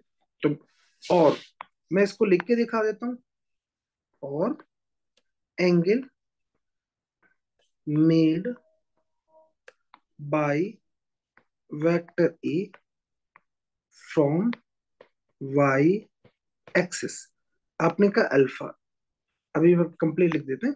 So this one tan alpha, आपने कहा perpendicular, so like is this upon base, so like is this. अब इसको आप चाहें तो ऐसे लिख सकते हैं, alpha this one equals to tan inverse, so that is A X over A Y. या फिर आप इसको ऐसे भी लिख सकते हैं, टेन इनवर्स और ऊपर क्या लिखेंगे, coefficient of I cap to the coefficient of J. तो मैंने उसको मार्क कर लिया, डन। अब थोड़ी सोचने वाली बातें करते हैं जरा। देखिए, अगर मैं एंगल निकाल रहा हूं वाई एक्सिस से, तो ऊपर चल रहा है A X to the A Y. अगर मैं एंगल निकाल रहा हूं एक्स एक्सिस से, तो ऊपर चल रहा है ए वाई, क्योंकि यही परपेंडिकुलर बन रहे हैं। तो इन चीजों को आप फॉर्मूले को अच्छे से लर्न कर लें और अपने माइंड में सेट कर लें डायग्राम में देखकर कि हम एंगल कैसे निकालते हैं। अब एक ट्रिक और सिखा देता हूं आपको, ताकि हम क्वेश्चंस में यूज कर पाए। ट्रिक क्या कहती है, कोई भी वेक्टर क्वांटिटी जिस एक्सिस के साथ में एंगल बनाएगी, जिस एक्सिस के साथ, जैसे ये वेक्टर ए है, एक्स एक्सिस के साथ ये एंगल बनाता है थीटा, तो जिस एक्सिस के साथ एंगल बनाएगा उधर हमेशा कॉस जाएगा, एनदर एक्सिस के साथ हमेशा साइन जाएगा। तो अभी आज जो आपने लिखा है ये वेक्टर है, तो एक्स एक्सिस के साथ एंगल बना रहा था, तो आप कहेंगे जी इधर कितना जाने वाला है, that is magnitude of A cos theta. तो दूसरी एक्स में कितना जा रहा था, magnitude of A sine theta. याद कर लो उसको, कोई भी वेक्टर क्वांटिटी जिस एक्सिस के साथ एंगल बनाएगी उधर हमेशा कॉस ही जाएगा, मैं बार बार कह रहा हूं, इसलिए अपने माइंड में सेट करो। अगर ये आपने सेट कर लिया है, तो फिर अब आपको एक अनदर वेक्टर की तरफ लेके चलता हूं और उसको समझते हैं, rectangular component of a vector in three D. बड़ा इंपॉर्टेंट आर्टिकल है, rectangular component of a vector in three D. तो मैंने थ्री डी डायग्राम ड्रॉ कर लिया, डन। इस थ्री डी डायग्राम में अगर आप देखें, तो मैंने एक वेक्टर को मार्क कर लिया, दिस वन वेक्टर ए। और थोड़ा क्लियरिटी से आपको दिखाता हूं, दिस वन वेक्टर ए। तो ए वेक्टर को देखो, मैं ड्रॉ करके दिखा रहा हूं, उसको देखो, लाइक इज दिस। तो मैंने ए वेक्टर को यहां पे ड्रॉ कर दिया, दिखाई दे रहा है आपको। सो दिस वन वेक्टर ए। अब आपने कहा सर ये वेक्टर ए है अगर ये वेक्टर ए है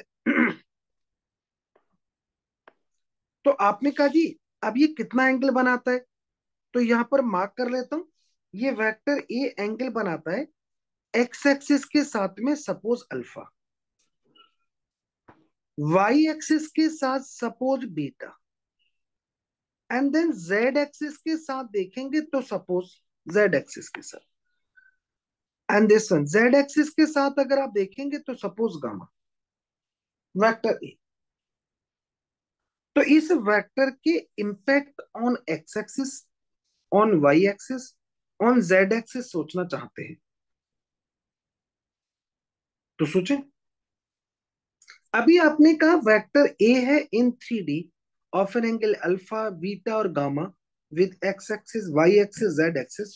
तो आप सिंपली बोल सकते हैं, क्या बोल सकते हैं,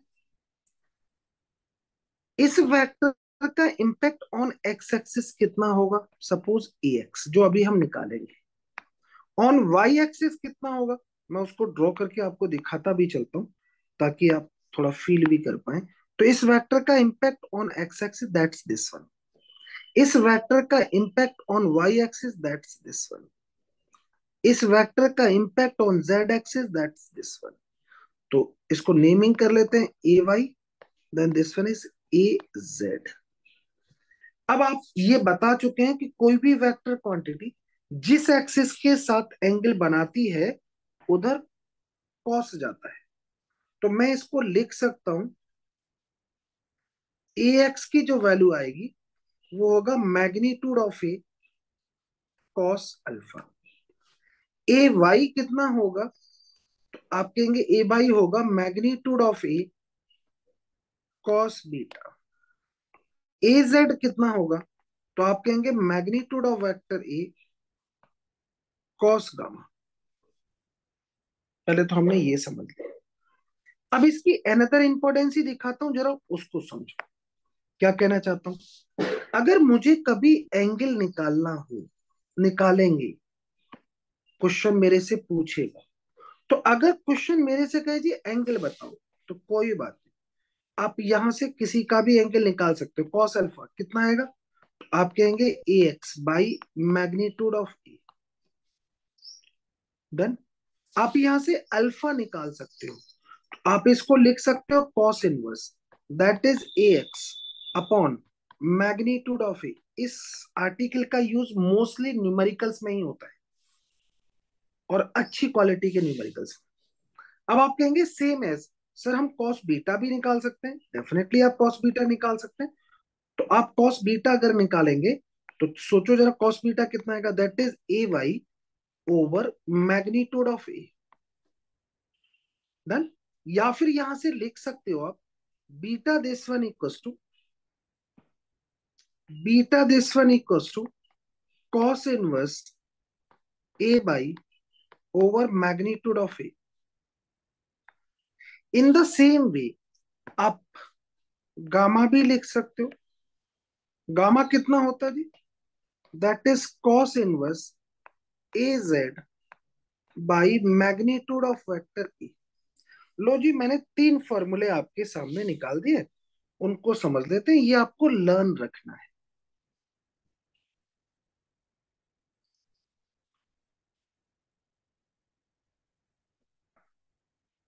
क्योंकि न्यूमेरिकल्स में ये बहुत ज्यादा यूज होंगे। तो हमने जी एंगल सोच लिए, क्वेश्चन में हम क्या करेंगे, एक बार अपने माइंड में सेट कर लो।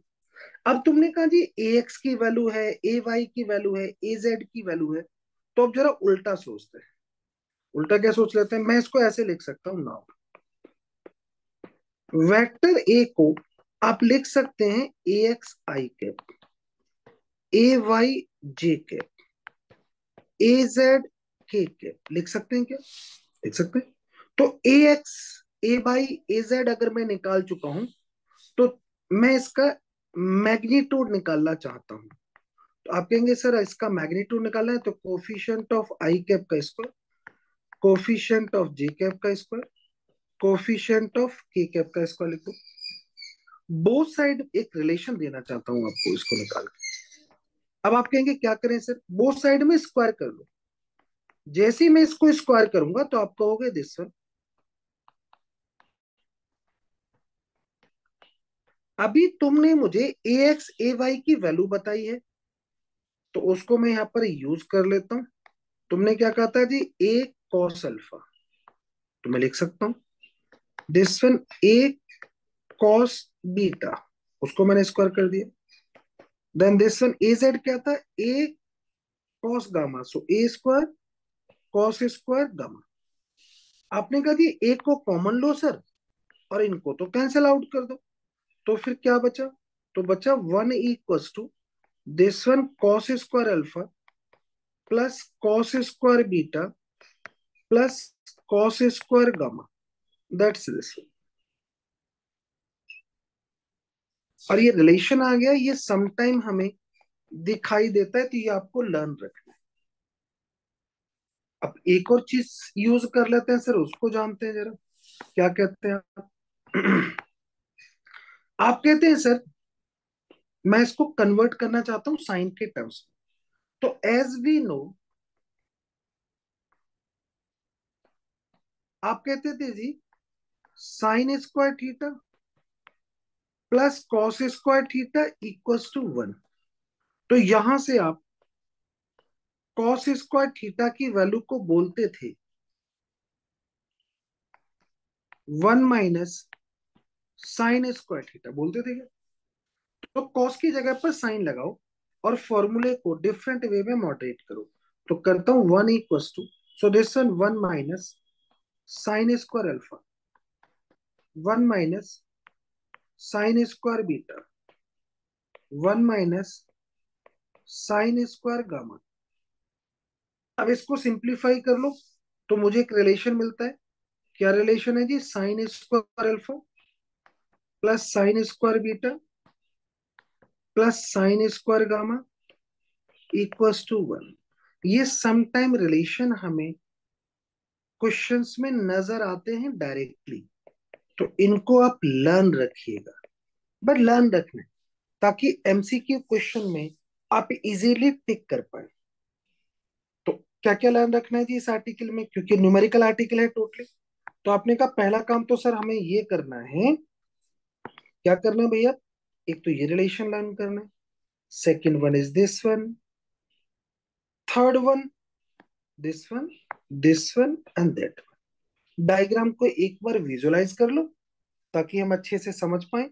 रेक्टेंगुलर कंपोनेंट इन 2D, ये मैं आपको समझा चुका हूं। कोई भी वेक्टर क्वांटिटी जिस एक्सिस के साथ एंगल बनाएगी, जिस एक्सिस के साथ एंगल बनाएगी उधर हमेशा कॉस जाएगा, रेस्ट जो एक्सिस है उसके साथ हमेशा साइन जाएगा। जैसे यहाँ जा रहा है, ये ए वेक्टर एक्स के साथ में थीटा एंगल बना रहा था, तो ए एक्स की वैल्यू आ गई ए कॉस थीटा। तो फिर अदर एक्सिस के साथ क्या चला गया? ए साइन थीटा। अब क्योंकि कंटेंट हम आपके साथ डिस्कस कर चुके हैं, अब हम क्वेश्चन सॉल्व करेंगे। तो अब क्वेश्चन सॉल्व करना चालू करते हैं और उनको देखते हैं इसी पर बेस्ड। सेम है अभी जो आर्टिकल डिस्कस किया है, उसी पर बेस्ड एग्जांपल है। आप कहते हैं सर मेरे पास एक वेक्टर गिवन है this, that is a vector A. Solution start करते हैं। आपने कहा वेक्टर ए कितना है जी? Root three I cap. बहुत ज्यादा इंपॉर्टेंट क्वेश्चन है ये। Root three I cap, three J cap plus का टू के कैप। आपको ए वेक्टर का एंगल बताना है from X axis and from Y axis and from Z axis. तो अभी तो आप बता चुके हैं सर। अगर मुझे एक्स एक्सिस से एंगल निकालना है, तो अभी आप कह रहे थे जी ए एक्स की वैल्यू क्या रही थी? Magnitude of vector A then cos alpha, कुछ ऐसा ही कह रहे थे।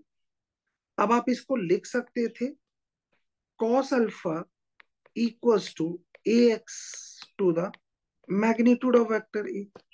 इसका मतलब पहला काम तो ये हुआ कि इस ए वेक्टर का मैग्नीट्यूड निकाला जाए सर, इसकी बहुत जरूरत है। आप कहेंगे ए वेक्टर का मैग्नीट्यूड कितना होगा? कोफिशिएंट ऑफ आई कैप का square, so that is three. Coefficient of J cap का square, so that is nine. Coefficient of के कैप का square, so that is four. Check करो। डन। अब इसको सॉल्व कर लेते हैं जी। ये वैल्यू मुझे कितनी मिलती है? तो आप कहेंगे जी वैल्यू मिलती है 16। 16 का मतलब हो गया जी 4। चेक कर लो जी। डन। अब आप कहेंगे जी कॉस अल्फा की वैल्यू बताओ। तो ए एक्स कितना है जी? मुझे समझ में आ गया। ए एक्स क्या है? ए एक्स है जी multiplier of coefficient of I cap, this one is A X. तो यहाँ पे वैल्यू लगा दो, रूट थ्री बाई फोर। लो जी कॉस अल्फा आ गया। आप इसको लिख सकते हो alpha this one equals to cos inverse root three by four. अब सेम एज में आप डायरेक्ट लिखता हूं जी। आप कहेंगे जी बीटा अगर निकालते तो बीटा क्या है? Angle made by this vector from Y axis. तो आप इसको लिख सकते थे, आप इसको लिख सकते थे, जरा वो देख लेते हैं कैसे।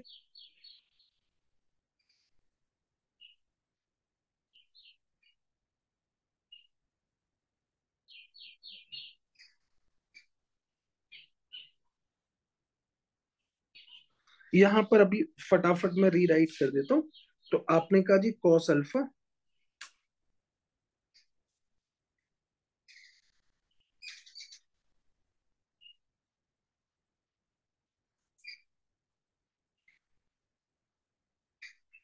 सो दिस वन सॉल्यूशन। आपने कहा जी अभी तो हम वैल्यू राइट ही कर रहे थे, सो this one A x, that is A cos alpha. आपने कहा जी कॉस अल्फा कितना होगा, सो that is A X by magnitude of A x आपने बता दिया, कोफिशिएंट ऑफ आई का दैट इज √3 बाई मैग्नीट्यूड निकाल चुके हैं, तो आप यहां से लिख सकते हैं that is alpha this one equals to cos inverse √3/4। ये क्या है, angle made by vector A from X axis.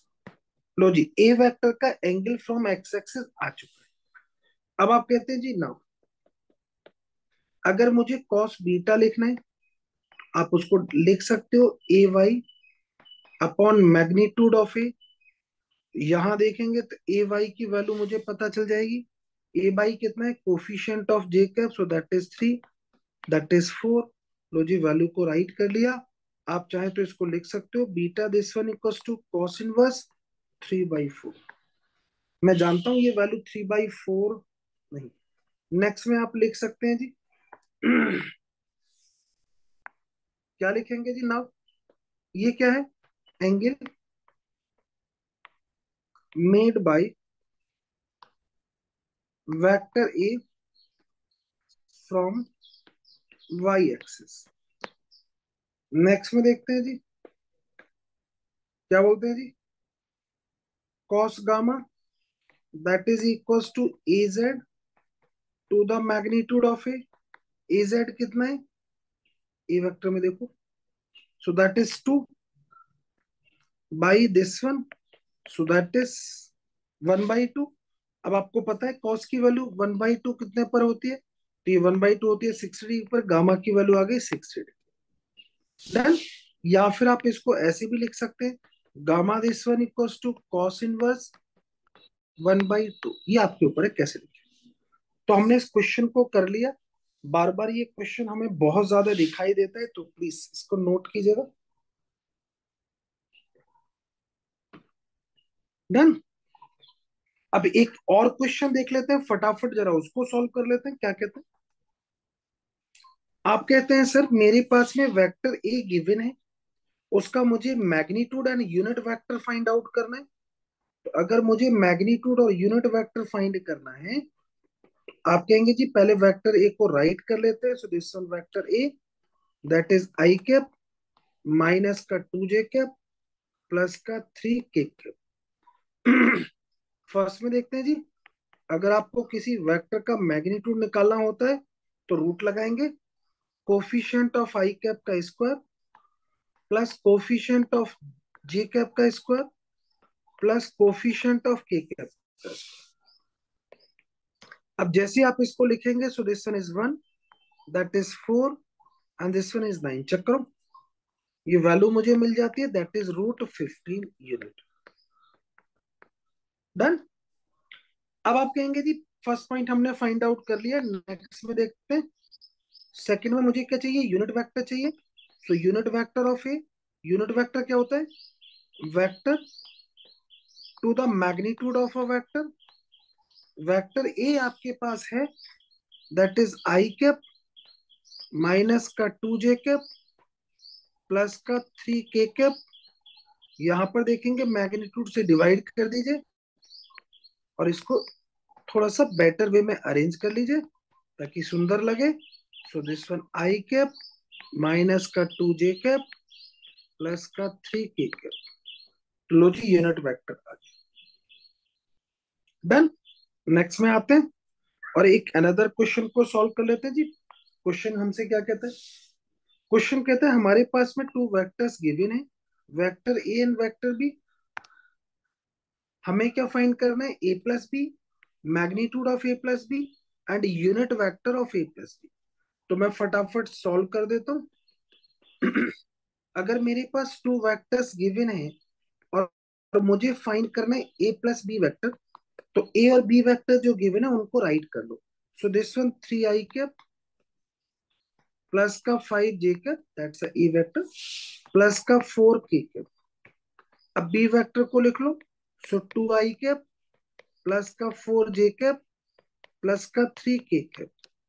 अब जब आप इनको ऑपरेट करेंगे, आई को आई के साथ करो तो 5, जे को जे के साथ करो तो 9, के को के साथ ऑपरेट करेंगे। So this one is a 7 k। So that is a, sorry, that is a vector A plus B. Done. हमेशा ए को ए के साथ, सॉरी, आई को आई के साथ, जे को जे के साथ और के को के साथ ही ऑपरेट करते हैं। अब आपने कहा जी फर्स्ट ऑप्शन सर हो चुका है। अब क्या चाहिए मुझे? मैग्नीट्यूड चाहिए। मैग्नीट्यूड निकालना आपको आता है। क्या करना है?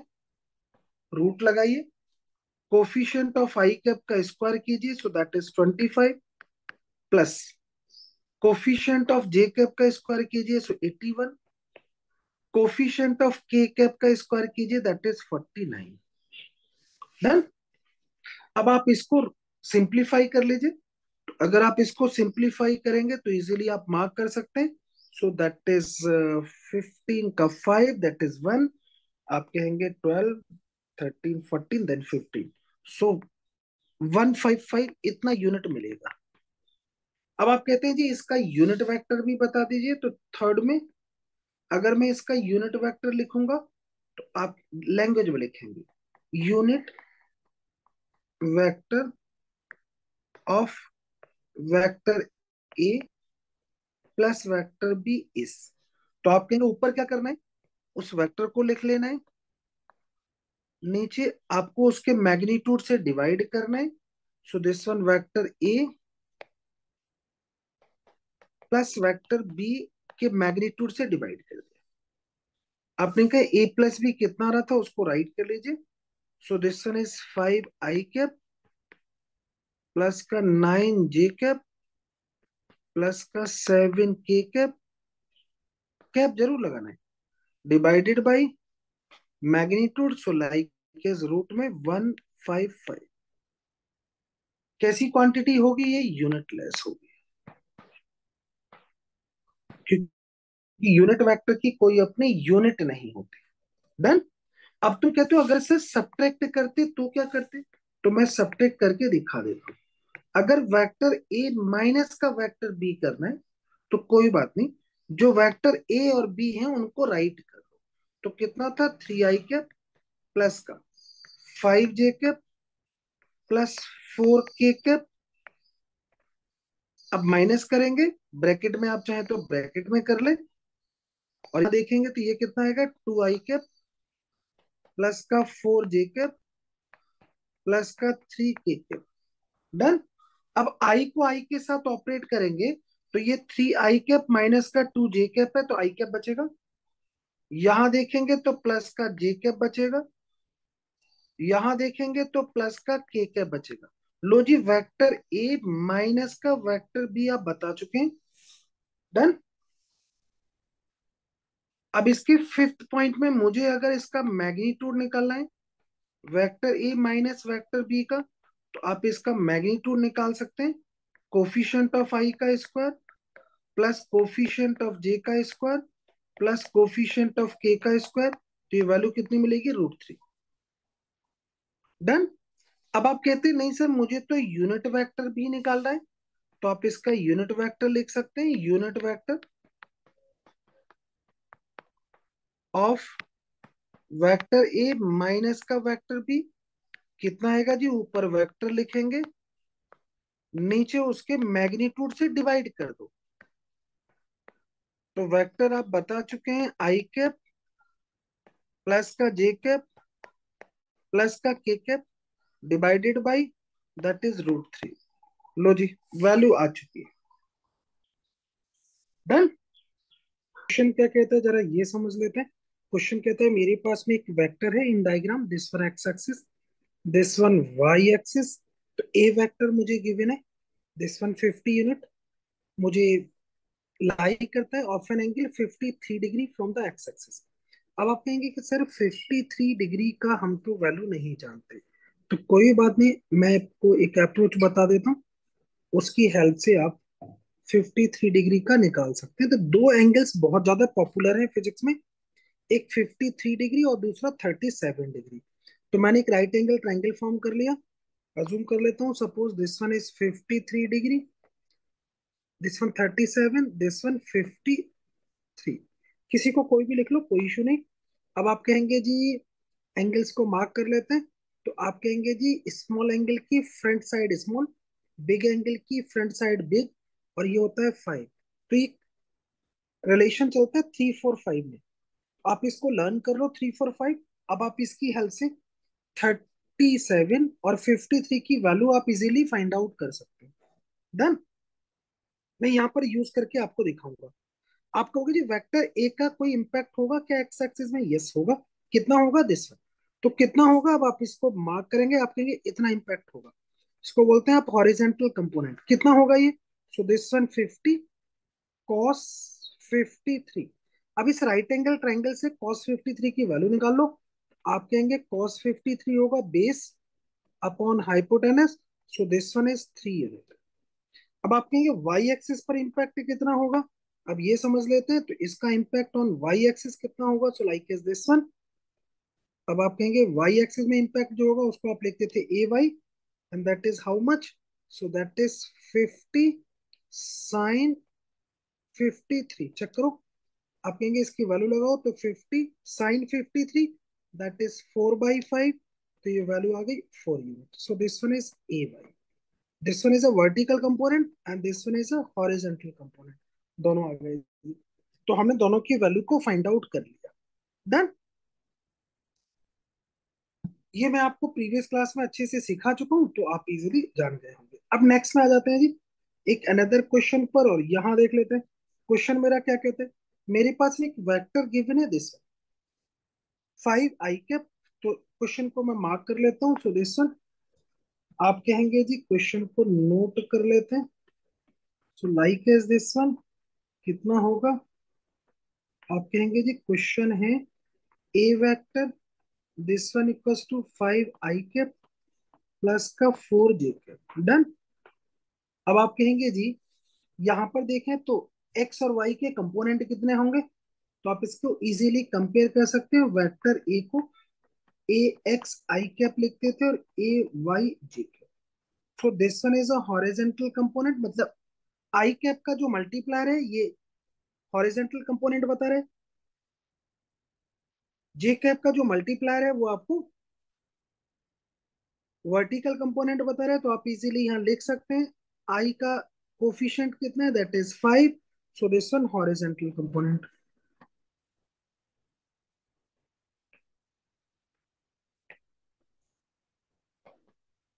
जी कैप का मल्टीप्लायर कितना है? So this one is 4, that is vertical component. अब आप कहेंगे जी हमें तो एंगल भी बताना है, और एंगल कहाँ से बताना है? एक्स एक्सिस से। अगर आपको एक्स एक्सिस से एंगल फाइंड आउट कर रहे हैं, तो ऊपर लिखेंगे coefficient of J cap to the coefficient of I cap. तो यहाँ पर कोफिशिएंट ऑफ जे कैप कितना है? That is 4। Coefficient of I cap कितना है? That is 5। तो आप यहाँ पर लिख सकते हैं alpha this one equals to 10 inverse, that is 4/5। ये ध्यान रखना है कहाँ से एंगल आ रहा है? From X axis. अब आप कहते हैं सर हमें तो एंगल निकालना है वर्टिकल से। अगर मुझे वर्टिकल से फाइंड आउट करना है तो सपोज बीटा, अभी मैं आपको ड्रॉ करके भी दिखा देता हूँ। So this one X axis, this one Y axis, this one vector A like is this one, जिसको आप कह रहे हैं, तो आप कह रहे हैं 5 i कैप प्लस का 4 j कैप। आप इसको ऐसे कह सकते हैं इस वेक्टर का इम्पैक्ट एक्स एक्सिस पर कितना है, तो जितना आई कैप का मल्टीप्लायर है, वाई एक्सिस में कितना है जितना जे कैप का मल्टीप्लायर है। So like is this. अब क्वेश्चन आपसे क्या जानना चाहता है? X axis angle, this one is a Y axis angle. तो आप चाहो तो टेन की हेल्प से डायरेक्ट निकाल सकते थे, तो टेन अल्फा कितना आता? Perpendicular upon base. अब आप कह रहे हैं हमें वर्टिकल से निकालना है, वर्टिकल से देखोगे तो आप कहोगे perpendicular, so that is A X upon base, so like is this. आप चाहो तो इसको कोफिशिएंट की फॉर्म में भी लिख सकते हो, एक ही बात है दोनों को, मतलब coefficient of coefficient of I cap to the coefficient of J cap. अब आप कहेंगे जी कोफिशिएंट ऑफ आई कैप कितना है, so that is 5 and this one is 4। आप बीटा की वैल्यू निकाल सकते हैं, tan inverse that is 5/4। Check करो, आप चाहो तो डायरेक्ट भी लिख सकते थे, beta that is perpendicular, so देखो that is 5 upon base, so that is this. अभी आपके ऊपर डिपेंड करता है, सोच कर निकालेंगे डायग्राम बनाकर तो मुझे लगता है ज्यादा बेटर होगा आपके लिए, बाकी इट्स योर चॉइस। अब एक अनदर इंपॉर्टेंट क्वेश्चन देखते हैं, बड़ा इंटरेस्टिंग क्वेश्चन है और इसको जरा जान लेते हैं। हमारे पास में एक वेक्टर गिवन है, 3i कैप प्लस का 4j cap is rotated 16 degree of clockwise, then find new vector. तो जरा जानते हैं जी क्या कहना चाहते हैं। हमारे पास में एक वेक्टर गिवन है, पहले इस वेक्टर को ड्रॉ कर लेते हैं। सो दिस वन वेक्टर, मैंने एक प्लेन सेलेक्ट कर लिया, this one X axis, this one Y axis. अब आपने कहा ये प्लेन हमें दे रखा है, इस प्लेन में एक वेक्टर लगा रखा है लाइक एज दिस वन। ये एंगल कितना दे रखा है अभी देख लेते हैं। So like as this one vector A, vector A मुझे गिवन है। अब आपने कहा जी वेक्टर ए हमें गिवन है, अब क्या करें, इसको रोटेट करना है। तो पहले तो ये समझ लें कि ये कितने एंगल पर है। तो मैं सॉल्यूशन स्टार्ट करता हूँ। आप कहेंगे वेक्टर ए है, that is 3i cap plus का 4j कैप। सबसे पहला काम ये करो कि इस वेक्टर का मैग्नीट्यूड निकालो। तो कोफिशिएंट ऑफ आई कैप का square plus coefficient of J cap का स्क्वायर निकालोगे तो ये आ गया 5 यूनिट। अब आप कहेंगे इसका एंगल भी देख लो सर कितना आ रहा है, तो मैं कहूंगा टेन थीटा, एक्स एक्सिस से एंगल देख रहा हूँ, so like is this one. तो आप कहेंगे क्या होगा, परपेंडिकुलर मतलब coefficient of J cap to the base coefficient of I cap, और ये वैल्यू मैं जानता हूँ, तो ये वैल्यू निकल के आती है, दिस वन इज 53 डिग्री। मैंने अभी आपको एक राइट एंगल ट्राइंगल बनाया था, उसकी हेल्प से आप इसको चेक भी कर सकते हो, लाइक इज दिस दिस। अब आप कहेंगे सर ये एंगल कितना बन रहा है इनिशियली, तो 53 डिग्री एंगल बना रहा है। इस वेक्टर का मैग्नीट्यूड कितना दे रखा है, दैट इज 5 यूनिट। अब क्या करूं, इस वेक्टर को रोटेट करो, कितना, 16 डिग्री इसको रोटेट कर दो। तो मैंने इसको 16 डिग्री देखो रोटेट कर दिया, किस डायरेक्शन में रोटेट किया, क्लॉकवाइज। अब आप कहेंगे जी न्यू एंगल कितना बन रहा है, तो 53 माइनस का 16 दैट इज 37 डिग्री। अब आप कहेंगे सर जब हम किसी वेक्टर को रोटेट करते हैं तो उसका मैग्नीट्यूड चेंज नहीं होता, मतलब अभी भी इस वेक्टर का मैग्नीट्यूड सेम है, but vector is change due to direction. Point to be noted, vector change हो गया है ड्यू टू डायरेक्शन, बट उसका मैग्नीट्यूड चेंज नहीं हुआ। अब आप कहेंगे तो इस वेक्टर का सर इंपैक्ट बताओ, new impact on X axis. तो आप कहेंगे न्यू इंपैक्ट होगा on X axis like is this one. अब आप कहेंगे ये इंपैक्ट कितना होगा, तो ये होगा जी magnitude of A cos 37, magnitude of A that is 5, cos 37 that is 4 by 5, so that is 4 unit। अब आप कहेंगे इस वेक्टर का impact sir on Y axis कितना होगा, so like is this one, that is magnitude of A sine 37, sine 37 की value लगाओ, so this one 5, that is 3/5, so that is 3 unit. अब इस वेक्टर को राइट कर लो, जो न्यू वेक्टर जिसको आप कह रहे हैं, so now new vector is, so A dash vector की बात नहीं कर रहे हैं। अब बताओ एक्स एक्सिस में इसका इंपैक्ट कितना है, 4, वाई एक्सिस में कितना है, 3, so it's a new vector. सोचो सर इस क्वेश्चन, और न्यू वेक्टर हमने फाइंड आउट कर लिया, that is a dash vector. Then जबकि पहले वेक्टर ये कितना था जरा देखो, 3i कैप प्लस का 4j कैप। और 16 डिग्री रोटेट करने के बाद कितना हो गया, 4i कैप प्लस का 3j कैप। डन। एक और क्वेश्चन देख लेते हैं।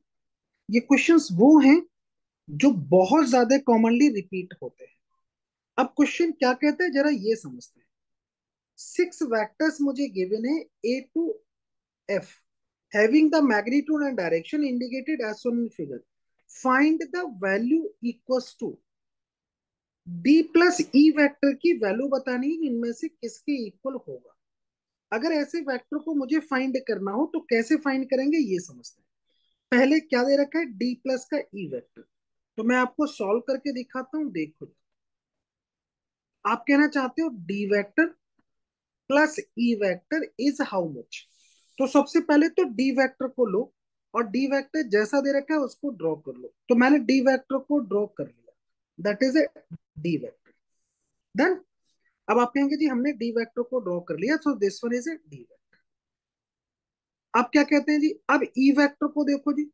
ई वेक्टर मेरा कहाँ है, E vector is this one. Rule देखो, रूल क्या कहते हैं, head of a first vector connecting to the tail of the second vector. E vector को लो और रूल के साथ अटैच कर दो, head of a first vector connecting to the tail of the second one in same direction with the same magnitude. अब आप कहेंगे जी एक रिजल्टेंट ड्रॉ करो। तो रिजल्टेंट हम जब भी ड्रॉ करते हैं तो फर्स्ट वेक्टर की टेल को फाइनल वेक्टर के हेड के साथ मैच कर दो। सो लाइक इज दिस, ये है इसका रिजल्टेंट। अब देखो ऐसा कौन सा वेक्टर है, मुझे समझ में आ गया एफ वेक्टर है, तो आप मार्क कर लो D vector plus E vector is equals to F vector. So like is this one, your answer is a F vector. Done. Draw करना आ गया। रूल वही, head of a first vector connecting to the tail of the second. और जब आप resultant draw करेंगे तो resultant का टेल फर्स्ट वेक्टर के टेल से और रिजल्टेंट का हेड फाइनल वेक्टर के हेड से कनेक्ट कर दो। तो फर्स्ट वेक्टर का टेल क्या था, दिस वन। फाइनल वेक्टर का हेड क्या था, दिस वन। मिला दो। अब देख लो कौन सा आंसर सही है, उसको टिक मार। चलो एक और क्वेश्चन देखते हैं, बड़ा इंपॉर्टेंट क्वेश्चन है सर ये, और इंटरेस्टिंग क्वेश्चन है। मैं यहाँ पर मार्क कर लेता हूँ। So this one important question, very. अब आप कहेंगे जी हमें क्या दे रखा है जी, दो वेक्टर्स मुझे दे रखे हैं, vector A and vector B. This one vector A of magnitude 10 lie of an angle 37 degree, this one vector b lie of an angle 53 degree। Question जानना चाहते हैं ए प्लस बी वेक्टर बताओ, उसका मैग्नीट्यूड बताओ, and unit vector of A plus B vector, and then A minus B vector बताओ, and then A minus B का magnitude बताओ, and then unit vector of A minus का B vector. Purpose है कि अगर sir A plus B और A minus का B vector निकाल ले तो क्वेश्चन हमारे से सॉल्व हो जाएगा। अब सबसे बड़ी बात क्या है कि ए का मैग्नीट्यूड गिवन है, बी का मैग्नीट्यूड गिवन है, इन ए और बी को वेक्टर फॉर्म में लिखो। तो अब आप कहेंगे कैसे लिखा जाए। सबसे पहले आप ये देखो कि ए का इम्पैक्ट एक्स एक्सिस पर कितना है। तो आप कहेंगे 10 cos 37। cos 37 की वैल्यू कितनी होती है, दैट इज 4/5। तो ये वैल्यू आ गई 8 यूनिट। आप कहेंगे इसका इम्पैक्ट ऑन वाई एक्सिस कितना है, so this one 10 sin 37। sin 37 कितना होता है, सो दैट इज 3/5।